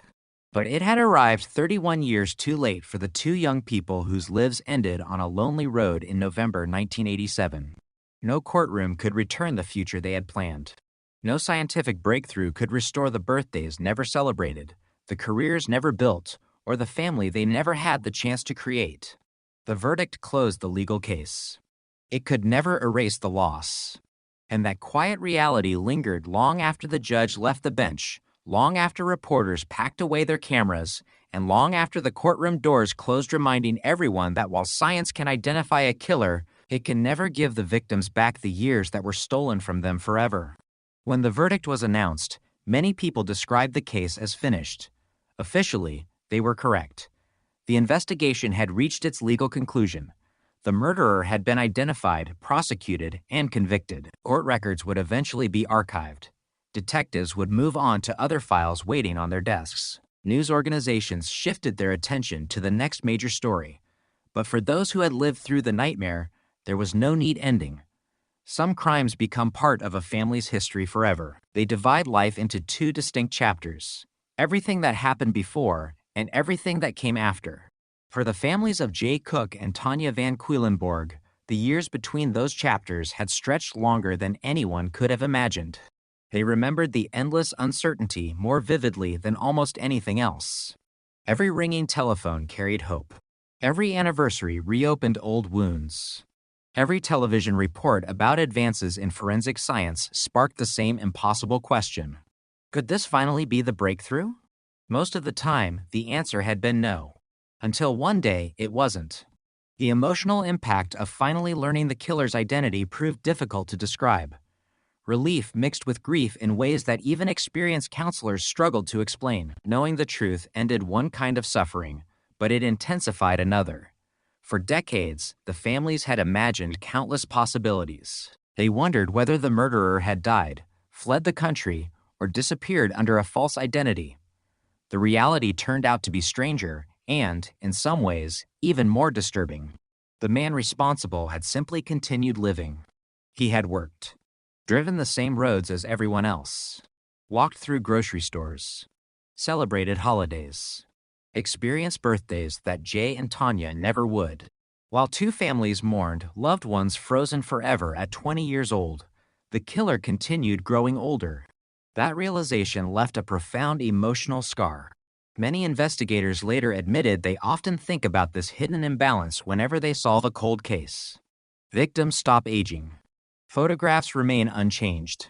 Parents become grandparents. Brothers and sisters grow old. Children who never had the chance to know their relatives become adults themselves. The murderer alone continues moving through time. In this case, nearly 31 years separated the crime from the conviction. 31 years of ordinary life. 31 years that Jay Cook and Tanya Van Cuylenborg were denied. As media coverage expanded following the conviction, Another conversation began taking shape across law enforcement agencies throughout North America. How many more killers were still hidden inside unsolved case files?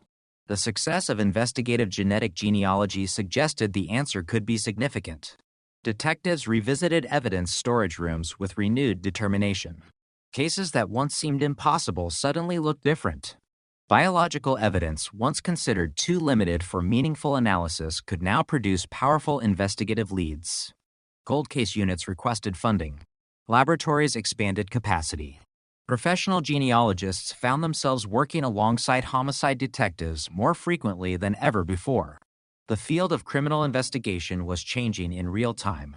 The Cook Van Cuylenborg investigation became one of the landmark examples taught to detectives learning these new methods. Not because it relied on a miracle, but because it demonstrated the importance of patience. Every person involved had contributed something essential. Crime scene technicians preserved evidence correctly. Laboratory scientists protected the DNA. Investigators refused to discard the case. Genealogists reconstructed family histories spanning generations. Prosecutors translated complicated science into understandable courtroom testimony. Justice depended on every link remaining intact. Had even one failed, the outcome might have been very different. The case also reminded investigators of another uncomfortable truth. Technology alone never solves crimes. Evidence must first exist. Someone has to recognize its importance. Someone has to preserve it. Someone has to believe it may matter decades later. In 1987, the detectives processing Tanya's body could not possibly have imagined investigative genetic genealogy. The internet barely existed in public life.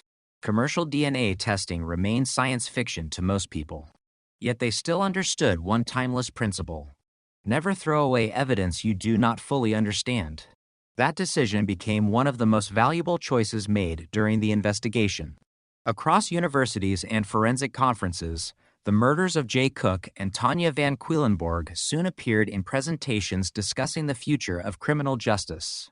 Experts analyzed every investigative step. What worked? What failed? What could be improved? The case became more than a solved homicide. It became a blueprint. Law enforcement agencies around the world studied the investigation to understand how emerging technologies might transform their own unsolved cases. At the same time, ethical questions continued to evolve. Investigative genetic genealogy opened extraordinary opportunities. It also raised important discussions about privacy, consent, and the responsible use of publicly shared genetic information. Legal scholars debated where the boundaries should exist. Scientists emphasized transparency. Police agencies developed formal policies governing when and how genealogy should be used. The conversation remains active today. Yet regardless of differing opinions regarding investigative methods, few disputed one central reality. Without those scientific advances, the murders of Jay Cook and Tanya Van Cuylenborg might never have been solved. For younger detectives entering homicide units, the case carried another lesson. Never assume a cold case is truly cold. Every unsolved investigation exists inside a changing world. Technology improves. Databases expand. New witnesses emerge. Fresh perspectives reveal overlooked details. The passage of time weakens some evidence but strengthens other possibilities. Patience itself becomes an investigative tool. Veteran detectives often say that killers make mistakes because they are human. Sometimes those mistakes seem insignificant. A fingerprint on glass. A cigarette. A strand of hair. A microscopic trace of biological material invisible without specialized equipment. The offender who murdered Jay and Tanya almost certainly believed he had removed every meaningful connection between himself and the crime. He separated the victims, moved the vehicle across state lines, left investigators struggling to reconstruct the timeline. For decades, those decisions appeared successful, but the smallest biological trace defeated every one of them. It simply required 30 years for science to understand its full value. Today, students studying forensic science often encounter this case as a reminder that evidence has a lifespan far longer than memory. Witnesses forget. Roads change. Buildings disappear. Landscapes transform. DNA remains remarkably consistent. That permanence gives cold case investigators something priceless: hope. Not blind optimism, not unrealistic expectation. Hope grounded in scientific progress. Every solved cold case strengthens confidence that others may follow. Every successful prosecution encourages agencies to preserve evidence more carefully. Every breakthrough expands the possibilities for families still waiting for answers. The murders of Jay Cook and Tanya Van Quillenborg stand as one of the clearest examples of that transformation.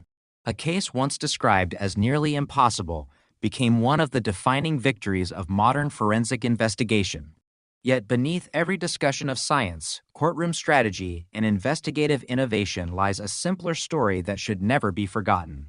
Two young people left home expecting to return. They trusted an ordinary day. They believed the world would behave as it always had. Instead, their journey ended in unimaginable violence.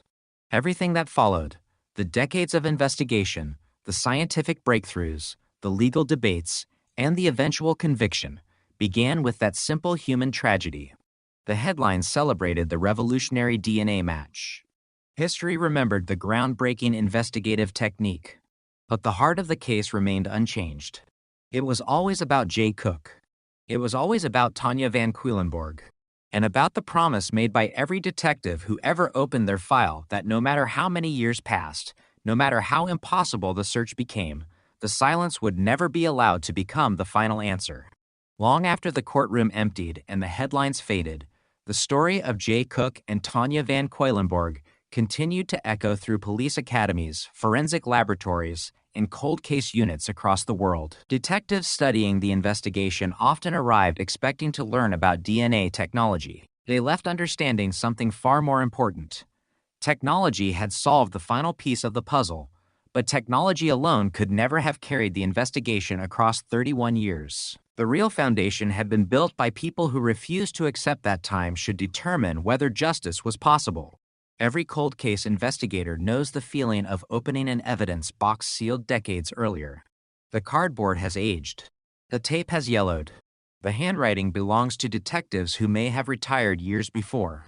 Inside are photographs taken with film cameras, handwritten interview notes, maps folded so many times the edges have begun to crack, and evidence envelopes carrying the quiet weight of unfinished promises. Those boxes represent more than unsolved crimes. They represent interrupted lives. For years, the Cook Van Quillenborg case sat among thousands of similar investigations waiting for an opportunity that had not yet been invented. The opportunity finally arrived because forensic science never stopped moving forward. Scientists improved extraction methods. Laboratories developed more sensitive testing procedures. Computers became capable of analyzing genetic information at speeds unimaginable in the late 1980s. Public genealogy databases expanded from thousands of users to millions. Each development appeared unrelated on its own. Together, they created the conditions necessary to solve a murder that had resisted every previous investigative effort. The case demonstrated a truth that has reshaped modern criminal investigations. Evidence does not become smarter. Investigators do. A single biological sample collected in 1987 contained exactly the same genetic information it carried in 2018. Nothing inside that DNA changed. The science surrounding it did. That realization transformed how police departments viewed old evidence. Items once considered insignificant suddenly demanded another look. Tiny biological traces overlooked decades earlier became potential keys to unlocking entire investigations. Across North America, shelves filled with forgotten evidence began receiving renewed attention. Detectives reopened files that had not been touched for years. Families received unexpected phone calls asking permission for new forensic testing. Cold cases that had become little more than file numbers regained names, faces, and possibilities. Many investigators credited the Cook Van Quillenborg investigation with accelerating that shift. It proved that perseverance could outlast even the most carefully concealed crime. The investigation also challenged long-held assumptions about serial offenders and violent criminals. For decades, many believed that murderers inevitably made obvious mistakes. Some did. Others did not. William Earl Talbot II avoided arrest not because he committed a flawless crime, but because forensic science had not yet reached the point where his mistake could be recognized. That distinction matters. The offender was never invisible. The evidence simply lacked a voice powerful enough to identify him. Once science amplified that voice, decades of anonymity disappeared almost overnight. Criminologists studying the case often emphasize another unsettling lesson. The most dangerous offenders rarely expect to be caught 30 years later. They assume that surviving the initial investigation guarantees permanent freedom. Historically, that assumption often proved correct. Witnesses forgot details. Records disappeared. Investigators retired. Public interest faded. The Cook van Cuylenborg case demonstrated that the equation had fundamentally changed. Time no longer protected offenders in the way it once had. In many cases, time became the prosecution's greatest ally. Every year brought better forensic methods. Every year expanded genetic databases. Every year increased the probability that someone, somewhere, would unknowingly provide the missing connection. For active criminals, this represented a silent but profound threat. A crime committed decades earlier could suddenly reappear with astonishing clarity. That possibility has fundamentally altered the landscape of homicide investigations. Law enforcement agencies around the world began investing more heavily in evidence preservation. Training programs changed. Crime scene technicians received updated instructions emphasizing meticulous collection of biological material. Storage facilities improved environmental controls to reduce degradation. Every improvement reflected lessons learned from investigations like this one. Even cases lacking immediate forensic value could someday benefit from technologies not yet imagined. The philosophy became simple. Preserve everything. Discard nothing unnecessarily. The future may ask questions today's science cannot answer. Meanwhile, forensic genealogy itself continued evolving. Professional genealogists refined investigative techniques. Software became more sophisticated. Historical records were digitized at unprecedented rates. What once required months of painstaking research could sometimes be accomplished in weeks. Still, experienced investigators repeatedly cautioned against misunderstanding the process. Television dramas often portray genealogy as pressing a button and instantly revealing a suspect's name. Reality is far different. Family trees must be verified. Historical records contain errors. Adoptions complicate relationships. Name changes obscure family lines. Every conclusion requires careful confirmation through independent evidence. The Cook van Cuylenborg investigation illustrated exactly that principle. Genealogy pointed investigators toward Talbot. Traditional forensic DNA proved he was connected to the crime. Both steps were essential. Neither alone would have been sufficient. For the families, however, scientific methodology mattered less than something far more personal. They finally possessed certainty. Unanswered questions had shaped much of their adult lives. Uncertainty has a unique cruelty. It encourages endless speculation. Every rumor becomes possible. Every unidentified suspect offers temporary hope. Every disappointment deepens exhaustion. Knowing the truth, even a painful truth, allows grieving families to stop searching for impossible alternatives. Many relatives of homicide victims describe certainty as a form of peace. Not happiness, not healing, simply the end of wondering. That gift arrived decades late, but it arrived nonetheless. Looking back, investigators often identify several moments where the case could have quietly disappeared forever. The biological evidence could have been contaminated. Budget limitations could have prevented additional testing. The file might have remained buried inside an overcrowded archive. Genealogical methods could have been dismissed as too experimental. Any one of those possibilities would have left the murders officially unsolved. Instead, every critical decision aligned. Persistence met preparation. Preparation met opportunity. Opportunity met science. The result reshaped forensic history. Yet perhaps the most enduring lesson lies in something remarkably simple. Justice has no expiration date. Criminal investigations are not governed by calendars. They are governed by evidence. As long as evidence survives, possibility survives with it. That principle now guides cold case investigators confronting crimes committed decades before many of them were born. Some of those investigations will never be solved. Evidence may be too limited, witnesses too scarce, records too incomplete, but others remain waiting, much like the Cook Van Cuylenborg case once waited, for the next scientific breakthrough capable of transforming silence into answers. Somewhere inside evidence rooms around the world, sealed envelopes still contain fingerprints that have never been identified, fibers that have never been compared, DNA that has never been fully analyzed, photographs waiting for enhanced imaging techniques, documents waiting for fresh investigative eyes. Every one of them carries the same possibility. The truth may already exist. Humanity simply has not yet developed the tools necessary to uncover it. That thought continues to inspire detectives who spend their careers pursuing people they may never meet, solving crimes committed before smartphones, before the internet, before modern forensic science, and sometimes before they were even born. The murders of Jay Cook and Tanya Van Cuylenborg remind them why that work matters. Because somewhere inside every cold case is a family that never stopped waiting. And somewhere inside every preserved piece of evidence is the quiet possibility that justice, no matter how delayed, is still patiently waiting for its turn to speak. If the murders of Jay Cook and Tanya Van Cuylenborg had happened only 10 years earlier, the case might never have been solved. If they had happened 10 years later, investigators may have identified the killer within weeks instead of waiting more than 3 decades. That narrow window in history reveals one of the most remarkable realities of modern criminal investigations. Justice is not determined solely by determination or intelligence.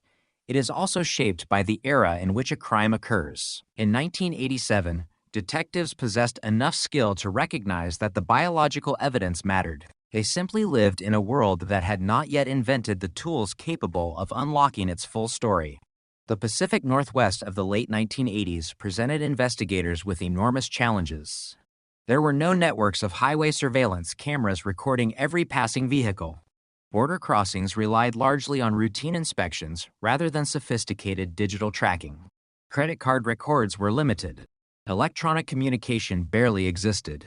A traveler could drive hundreds of miles without leaving the kind of digital footprint that modern investigators now consider routine. When Jay and Tanya disappeared, detectives had to reconstruct their journey using receipts, handwritten records, witness recollections, and physical evidence scattered across several jurisdictions. Every missing hour became a mystery. Every mile between crime scenes multiplied the complexity. The killer understood none of this would matter decades later. He was focused only on escaping the immediate investigation. Like many violent offenders, he believed distance created safety. By separating the victims, abandoning the van in another state, and leaving investigators struggling to establish a coherent timeline, he increased confusion during those critical first days. It was a strategy that nearly succeeded. For years, law enforcement agencies continued searching within the limits of contemporary investigative methods. Potential suspects were interviewed. Known offenders were examined. Travel patterns were analyzed. Nothing connected directly to the preserved DNA profile. The biological evidence remained both invaluable and frustrating. It identified an unknown man. It refused to identify his name.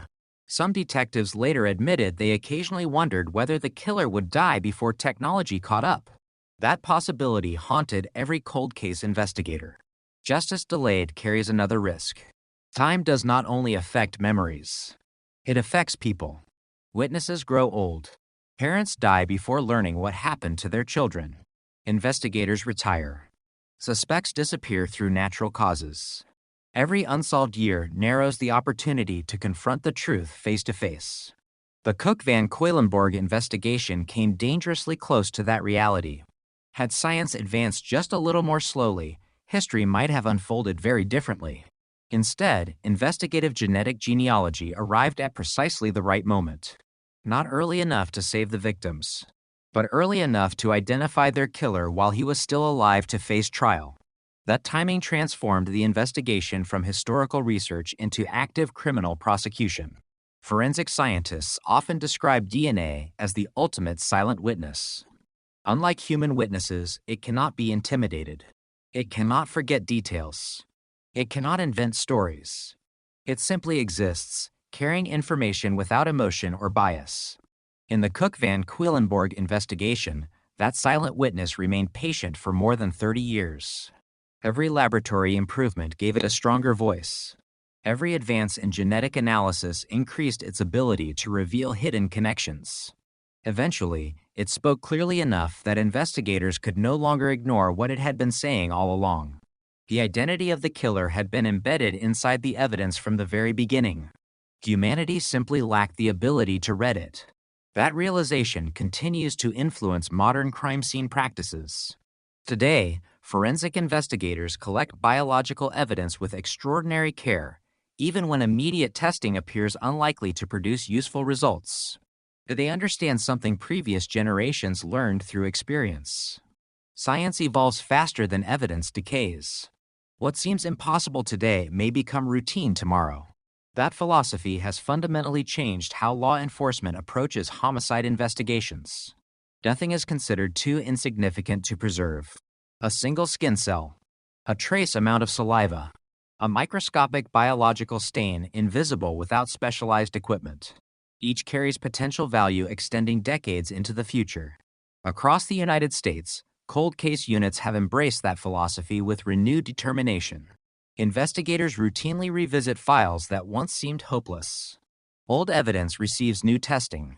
Advanced imaging reveals details overlooked by earlier examinations. Artificial intelligence assists document analysis. A digital mapping reconstructs crime scenes with remarkable accuracy. The future continues rewriting the past. The murders of Jay Cook and Tanya Van Quillenborg became one of the defining examples proving that no investigation should be abandoned simply because current technology reaches its limits. Technology itself is temporary. Evidence is remarkably patient. Another important lesson emerged from the investigation. Cooperation matters. The murders crossed international and state boundaries. Canada, and Washington, Oregon.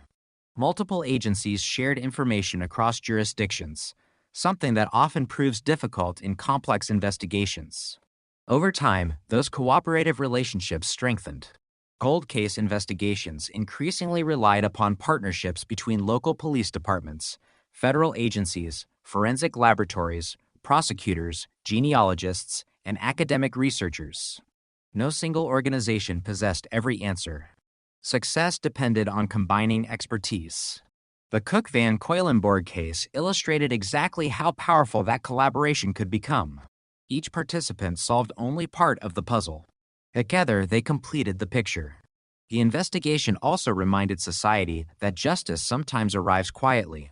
There was no dramatic chase, no midnight gunfight, no public confession. The turning point occurred inside a laboratory where scientists compared microscopic sequences of genetic code. A murderer who had escaped detection for decades was identified not by violence, but by careful observation, patient analysis, and relentless scientific discipline. It represented a different kind of triumph, one built on precision rather than spectacle. For young forensic scientists entering the profession, the case became deeply inspirational. Many chose careers in DNA analysis after reading about investigations like this one.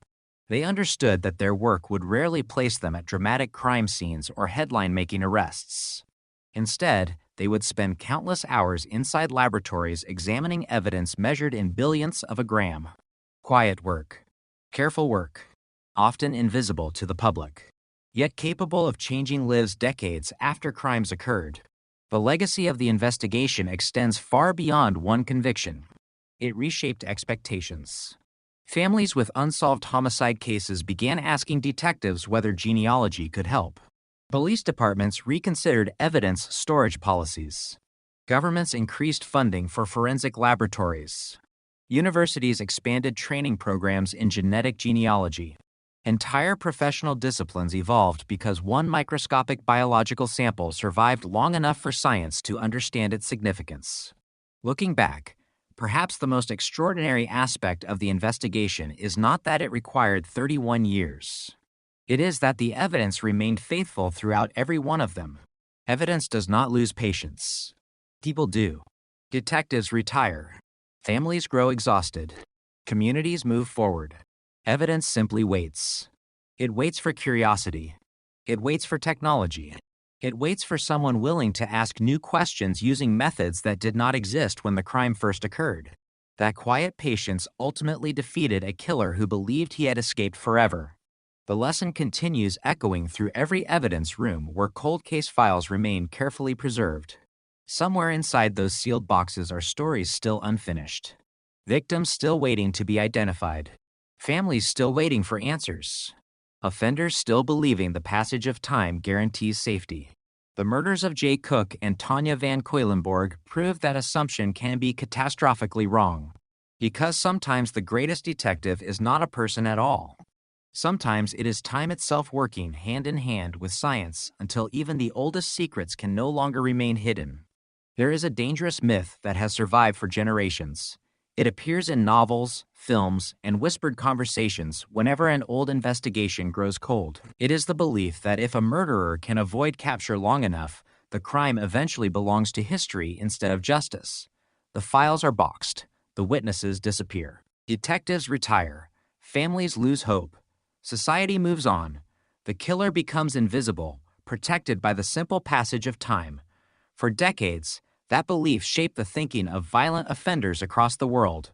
Some carefully destroyed evidence. Others fled across state lines or international borders. Many simply waited, convinced that every passing year pushed them farther beyond the reach of the law. The murders of Jay Cook and Tanya Van Kuylenborg shattered that illusion with extraordinary force. They demonstrated that time is no longer a shield. In the modern era of forensic science, time can become the very weapon that ultimately destroys those who once believed they had escaped forever. When detectives look back at the original investigation, they often see something remarkable. The evidence was never truly incomplete. The answers were already present. The unknown DNA profile existed from the beginning. What investigators lacked was not determination. They lacked the scientific language capable of translating that evidence into a human identity. That distinction matters because it changes how modern law enforcement approaches every homicide investigation. Instead of asking whether a case can be solved today, investigators increasingly ask whether today's evidence might solve the case tomorrow. That philosophy has transformed evidence preservation around the world. Crime scene investigators now collect biological material with extraordinary attention to detail. Items once dismissed as insignificant are carefully packaged. Laboratories maintain stricter storage conditions. Digital records ensure evidence can be located decades later. Every improvement reflects lessons learned from investigations like this one. The Cook-Van Kuylenborg case became a powerful reminder that no investigator can predict which tiny fragment of evidence will someday become decisive. A single microscopic biological trace changed everything. Nothing more. Nothing less. The investigation also reshaped the relationship between traditional detective work and modern science. Popular culture often portrays forensic technology as replacing investigators. Reality tells a different story. Science provides information. Detectives provide understanding.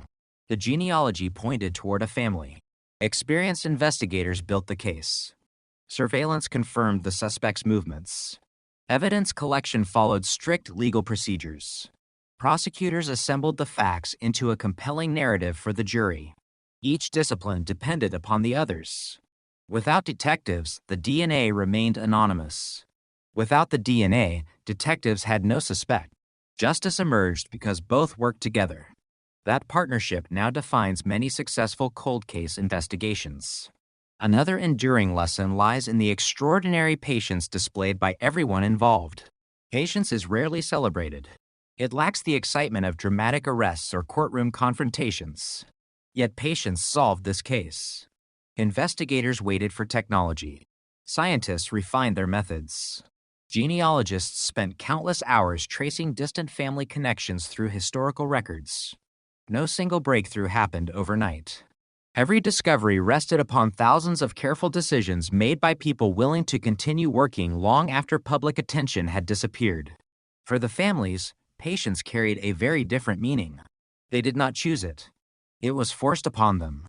Year after year, they lived with unanswered questions. Would anyone ever be arrested? Would the killer die before being identified? Would the evidence survive? Would the investigation simply fade away? Those questions remained unanswered for more than 3 decades. When the breakthrough finally arrived, it did not erase the years of uncertainty. It simply ensured those years had not been meaningless.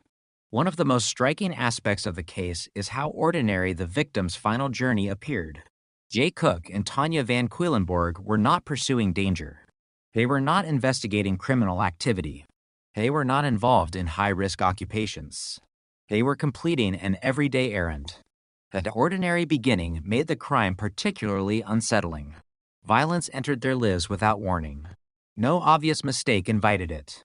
No predictable sequence of events explained it.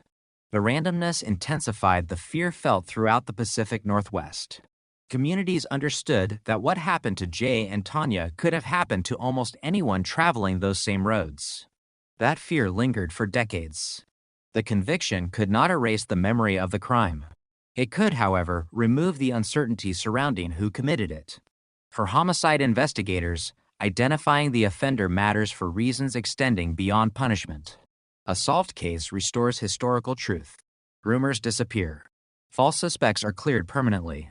Families no longer have to imagine endless alternative scenarios. Communities gain confidence that justice remains possible even after extraordinary delays. Those outcomes matter because unsolved murders create uncertainty far beyond the immediate victims. They shape public trust. They influence future investigations. They affect how entire communities remember the past. The Cook Van Quillenborg investigation ultimately became more than a criminal prosecution. It became part of forensic history. Training academies began including the case in educational materials. Conferences examining investigative genetic genealogy repeatedly referenced the investigation. Researchers studied its timeline. Police agencies reviewed its investigative strategy. The case helped establish best practices for combining genealogy with traditional detective work. Its influence extended far beyond Washington state. Around the world, investigators confronting decades-old homicides recognized familiar patterns inside their own evidence rooms. Unknown DNA profiles. No suspects. No database matches. Families still waiting. The similarities encouraged renewed efforts. Evidence boxes were reopened. Cold case teams expanded. Scientists developed even more advanced analytical methods. Every successful investigation strengthened confidence that others might soon follow. Still, experienced detectives remain careful not to overpromise. Not every cold case contains usable DNA. Not every preserved sample survives intact. Not every investigation possesses enough evidence for genealogical analysis. Science creates opportunities. It cannot manufacture evidence that was never collected. That reality makes the original crime scene investigation even more significant. The careful preservation of biological material in 1987 made every later breakthrough possible. Without those early decisions, no amount of technological progress could have solved the case. Perhaps that is the investigation's greatest legacy. It reminds everyone working in criminal justice that today's routine procedures may become tomorrow's extraordinary discoveries. Every evidence envelope matters. Every photograph matters. Every handwritten note may someday answer questions no investigator can yet imagine asking. The future often solves problems the present cannot. The murders of Jay Cook and Tanya Van Quillenborg stand as living proof of that principle. A case that once symbolized frustration ultimately became one of the defining victories of modern forensic investigation. Not because the crime was simple, not because the killer confessed, not because a witness suddenly came forward after 30 years. It was solved because dedicated investigators refused to surrender, scientists continued pushing the limits of human knowledge, and one microscopic piece of evidence patiently preserved the truth until the world finally learned how to hear it. Justice is often imagined as something immediate. A crime occurs. Police respond. Detectives identify a suspect. An arrest follows. A courtroom delivers a verdict. The story ends. Reality is rarely so orderly. Some investigations unfold over days. Others consume years. A select few stretch across generations, forcing parents, siblings, detectives, prosecutors, and entire communities to carry unanswered questions far longer than anyone believes possible. The murders of Jay Cook and Tanya Van Cuylenborg belong to that rare category. Their case became more than a homicide investigation. It became a measure of whether truth can survive the relentless passage of time. More than 3 decades after 2 young lives were stolen, the answer proved to be yes. One of the most remarkable aspects of the investigation is not the DNA itself. DNA had existed from the first day. The remarkable part was humanity's growing ability to understand it. Every scientific generation inherits questions the previous generation could not answer. History is filled with mysteries eventually solved not because evidence changed, but because knowledge advanced. The Cook Van Cuylenborg investigation stands beside those milestones. It reminds us that evidence often waits patiently for science to catch up. That lesson extends far beyond criminal investigations. Medicine evolves. Engineering evolves. Astronomy evolves. Forensic science evolves with the same relentless determination. What once appeared impossible gradually becomes routine. Yesterday's mystery becomes tomorrow's classroom example. For detectives working cold cases, that progression creates something invaluable. Optimism based on experience rather than hope alone. Every major forensic breakthrough encourages investigators to reopen another forgotten file, another unidentified victim, another unknown offender, another family waiting for answers. The philosophy is simple. If science solved one impossible case, perhaps it can solve another. Across evidence storage facilities throughout North America, shelves continue holding thousands of unsolved investigations. Some contain fingerprints never matched. Others preserve biological evidence collected decades ago. Each file carries a different story, different victims, different communities, different detectives. Yet they all share one possibility. The truth may still exist inside the evidence. The Cook Van Cuylenborg investigation transformed that possibility into reality. Another powerful lesson emerged from the case. Justice depends upon continuity. The detectives who solved the murders were not necessarily the detectives who first investigated them. Knowledge passed from one generation to another. And case files became classrooms. Retiring investigators preserved their experience through meticulous documentation. Younger detectives inherited unfinished work rather than abandoned work. That transfer of responsibility proved essential. Cold case investigations often outlive individual careers. Institutions must remember what individuals cannot. Every detailed report written in 1987 became a gift to investigators working decades later. Every properly labeled evidence envelope became a conversation across generations. The original detectives could not know who would eventually solve the murders. They simply prepared the investigation as carefully as possible for whoever came next. That quiet professionalism deserves recognition. It reflects one of the highest ideals in law enforcement, working not only for today's answers, but for tomorrow's possibilities. The families also demonstrated extraordinary resilience. Grief changes over time. It never truly disappears. Instead, it becomes woven into ordinary life. Birthdays arrive carrying absence instead of celebration. Holiday gatherings include empty places no one else can fill. Photographs become increasingly precious because they preserve faces that never had the opportunity to grow older.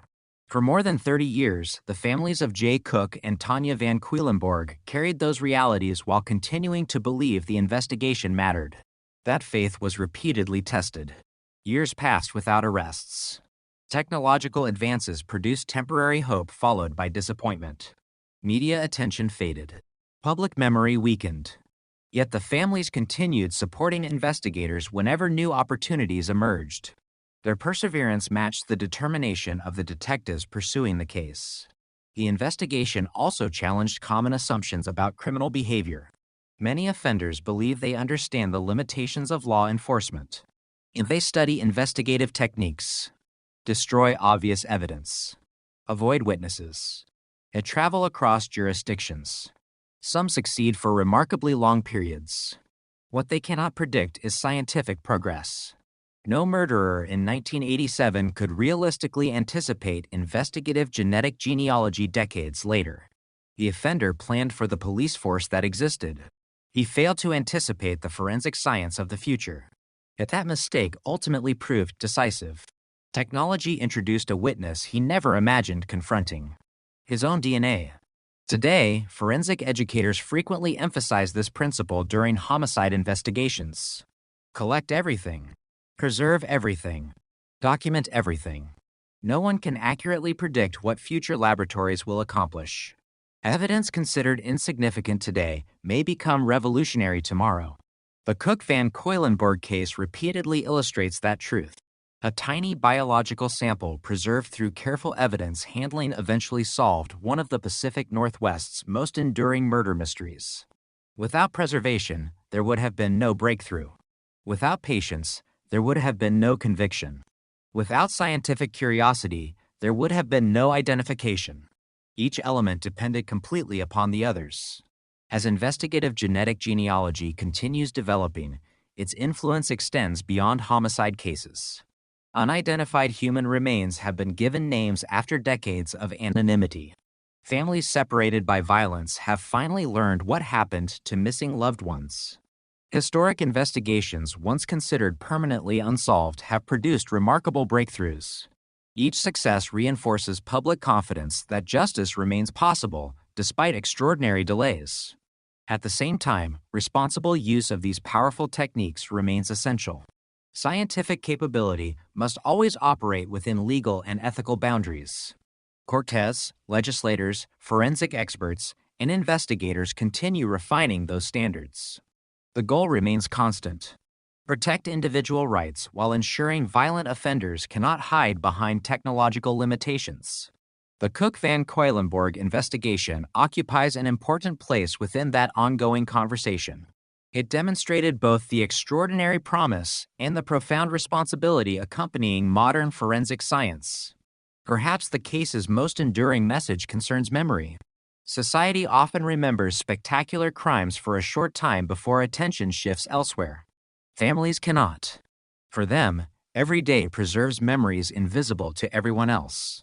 A familiar song, a favorite photograph, a birthday, an anniversary, an ordinary place suddenly connected to extraordinary loss. Those memories become part of daily life. Justice cannot erase them. It can acknowledge them. It can affirm that the victims mattered. It can demonstrate that their lives were never reduced to forgotten evidence, boxes gathering dust inside storage rooms. Jay Cook and Tanya Van Cuylenborg entered history because unimaginable violence interrupted ordinary lives. They remain remembered because countless people refused to allow that violence to become the final chapter. Detectives carried their names through decades of investigation. Scientists protected the evidence. Genealogists reconstructed forgotten family histories. Prosecutors translated complicated science into understandable truth. Jurors listened carefully before reaching their verdict. Each participant contributed to restoring something that had been missing since November 1987. Accountability. That word defines the true ending of the investigation. Not revenge. Not triumph. Accountability. A recognition that no matter how carefully someone attempts to conceal violence, no matter how many years pass, no matter how completely a killer believes history has buried the truth, evidence possesses extraordinary patience. It waits quietly, sometimes for years, sometimes for decades, sometimes for generations. And when science finally learns to ask the right questions, even the oldest silence can begin to answer. The murders of Jay Cook and Tanya Van Cuylenborg prove that justice does not always arrive quickly, but they also prove something equally important. As long as evidence survives, as long as investigators continue searching, and as long as science continues advancing, the past is never quite as unreachable as it seems. For every detective opening another aging cold case file, for every family still waiting beside an unanswered photograph, and for every offender convinced that time has guaranteed permanent freedom, that may be the most powerful lesson of all. The story of Jay Cook and Tanya Van Cuylenborg did not end with a guilty verdict. In many ways, that verdict marked the beginning of a much larger story, one that extended far beyond a single courtroom in Washington state. Detectives across North America followed every stage of the investigation with extraordinary attention. They were not simply watching another murder trial. They were witnessing the arrival of a new era. For decades, cold cases had been organized according to one unspoken rule. If the original investigation failed to identify the killer, the chances of solving the crime diminished with every passing year. The Cook Van Cuylenborg investigation challenged that assumption completely. Instead of weakening over time, the evidence had grown stronger because science had grown stronger. The implications were impossible to ignore. Evidence rooms suddenly looked different. Thousands of sealed boxes no longer represented investigations that had failed. They represented investigations that had simply reached the limits of the technology available at the time. That distinction inspired an entirely new way of thinking. Instead of asking whether detectives had overlooked the answer decades earlier, investigators began asking a different question. What if the answer had always been there? What if modern science simply had not existed yet? That shift in perspective changed priorities inside police departments across the United States and Canada. Cold case units received renewed funding. Evidence preservation became even more rigorous. Forensic laboratories expanded specialized DNA programs. Professional genealogists, once viewed as researchers of family history, suddenly became valuable partners in homicide investigations. An unexpected alliance had formed between history and forensic science. A combination proved extraordinarily powerful. Yet beneath every discussion of technology remained the human cost that had started it all. Jay Cook and Tanya Van Cuylenborg were not symbols. They were people. They had families waiting for them to return home. Friends expecting future memories. Plans that would never become reality. When investigators revisit the original case photographs, they do not see famous victims. They see two young adults standing at the beginning of their lives. That perspective continues to shape the investigation's legacy. Every forensic breakthrough ultimately serves one purpose: to restore justice for people whose voices were violently taken away. One reason the case continues receiving attention among investigators is its demonstration of professional persistence. Many police officers spend entire careers without solving every homicide assigned to them. That reality can become emotionally exhausting. Every unsolved murder remains unfinished business. Detectives remember names, faces, crime scenes, questions left unanswered. Some retire carrying those memories with them. The Cook Van Cuylenborg investigation offered reassurance that unfinished work does not necessarily remain unfinished forever. Future investigators may succeed where earlier generations could not. That understanding encourages careful documentation. Every report written today may become essential evidence tomorrow. The case also highlighted the extraordinary value of interdisciplinary cooperation. Modern homicide investigations increasingly involve experts from diverse fields: forensic biologists, DNA analysts, genealogists, digital specialists, crime scene reconstruction experts, behavioral analysts, prosecutors, traditional detectives. Each profession contributes unique knowledge. No single investigator possesses every necessary skill. The Cook Van Cuylenborg investigation demonstrated that successful criminal investigations are rarely the work of one brilliant individual. They are the result of hundreds of professionals performing their responsibilities with exceptional precision. Another lesson emerged from the extraordinary patience displayed by the scientific community. Research often advances quietly. Laboratory improvements rarely receive front-page headlines. New analytical techniques develop gradually through years of careful experimentation. Most breakthroughs appear insignificant to the public until they suddenly transform an investigation everyone believed impossible.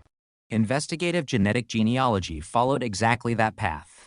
Long before it became nationally recognized, scientists spent years refining methods, validating results, and establishing standards. By the time detectives applied those techniques to the Cook Van Cuylenborg investigation, decades of unseen scientific effort had already laid the foundation. Justice benefited from discoveries many people never realized were taking place. The investigation also serves as a reminder that criminals cannot control the future. William Earl Talbot didn't plan his actions according to the investigative realities of 1987. He could evaluate police procedures, understand contemporary forensic capabilities, Attempt to avoid immediate identification. What he could not predict was the world of 2018. He could not anticipate millions of people voluntarily participating in genealogy databases. He could not foresee advances in DNA sequencing. He could not imagine software capable of tracing distant family relationships across multiple generations. His understanding of risk remained frozen in the year the murders occurred. Science continued moving forward without him. That gap between criminal expectation and scientific progress ultimately determined the outcome. Many criminologists now regard that lesson as one of the investigation's most significant contributions. Violent offenders often adapt to current investigative methods. They rarely anticipate methods that do not yet exist. Every technological breakthrough, therefore, creates new opportunities to revisit crimes once considered beyond solution. The Cook Van Quedlinburg investigation became one of the defining examples supporting that principle. It continues influencing decisions about evidence retention, laboratory funding, and cold case prioritization throughout the criminal justice system. For the broader public, the case restored confidence in an idea that sometimes appears fragile. Justice may move slowly, painfully slowly, but slow justice remains preferable to permanent silence. Families who followed the investigation closely understood that distinction better than anyone. They had endured decades without answers, decades without accountability, decades wondering whether the murderer had escaped forever. The conviction did not erase those lost years. Nothing could. What it accomplished instead was equally important. It affirmed that persistence has value, that evidence matters, that forgotten investigations deserve renewed attention, and that victims remain worthy of justice regardless of how much time has passed. Looking toward the future, the legacy of the investigation continues expanding. Every year brings more advanced DNA technologies, more comprehensive databases, improved analytical software, greater international cooperation. Cold case detectives entering the profession today possess investigative tools their predecessors could scarcely imagine. Yet experienced investigators consistently emphasize the same principle. Technology complements detective work. It never replaces it. Curiosity still matters. Attention to detail still matters. Integrity in evidence collection still matters. Professional skepticism still matters. The Cook Van Quedlinburg investigation succeeded because those timeless investigative qualities remained present from the very beginning. The science evolved. The commitment never changed. Perhaps that is why the case continues resonating so deeply within law enforcement. It represents hope grounded in discipline rather than luck. Hope created through careful evidence preservation. Hope strengthened by scientific innovation. Hope sustained by investigators unwilling to let two young victims disappear into forgotten history. Their names continue appearing in forensic textbooks, investigative conferences, and police training programs not because of the horror of the crime alone, but because their case proves something profoundly important. The truth can survive extraordinary lengths of time. Sometimes it survives inside memories. Sometimes inside handwritten reports. Sometimes inside carefully preserved evidence. And sometimes, hidden within a single microscopic strand of DNA, it waits patiently for the day when science finally becomes capable of telling the story it has carried all along. Every solved homicide leaves behind two stories. One belongs to the victims, whose lives were interrupted without warning and whose futures were stolen in a matter of moments. The other belongs to the investigation itself, a story of persistence, setbacks, forgotten leads, renewed hope, and the relentless pursuit of truth. In the murders of Jay Cook and Tanya Van Quedlinburg, those two stories became inseparable. The victims could no longer speak for themselves, so the investigation became their voice. Every preserved photograph, every laboratory report, every carefully labeled evidence envelope carried the responsibility of speaking on behalf of two young people whose journey ended on a cold November day in 1987. When investigators finally stood back and looked at the completed case, one realization became impossible to ignore.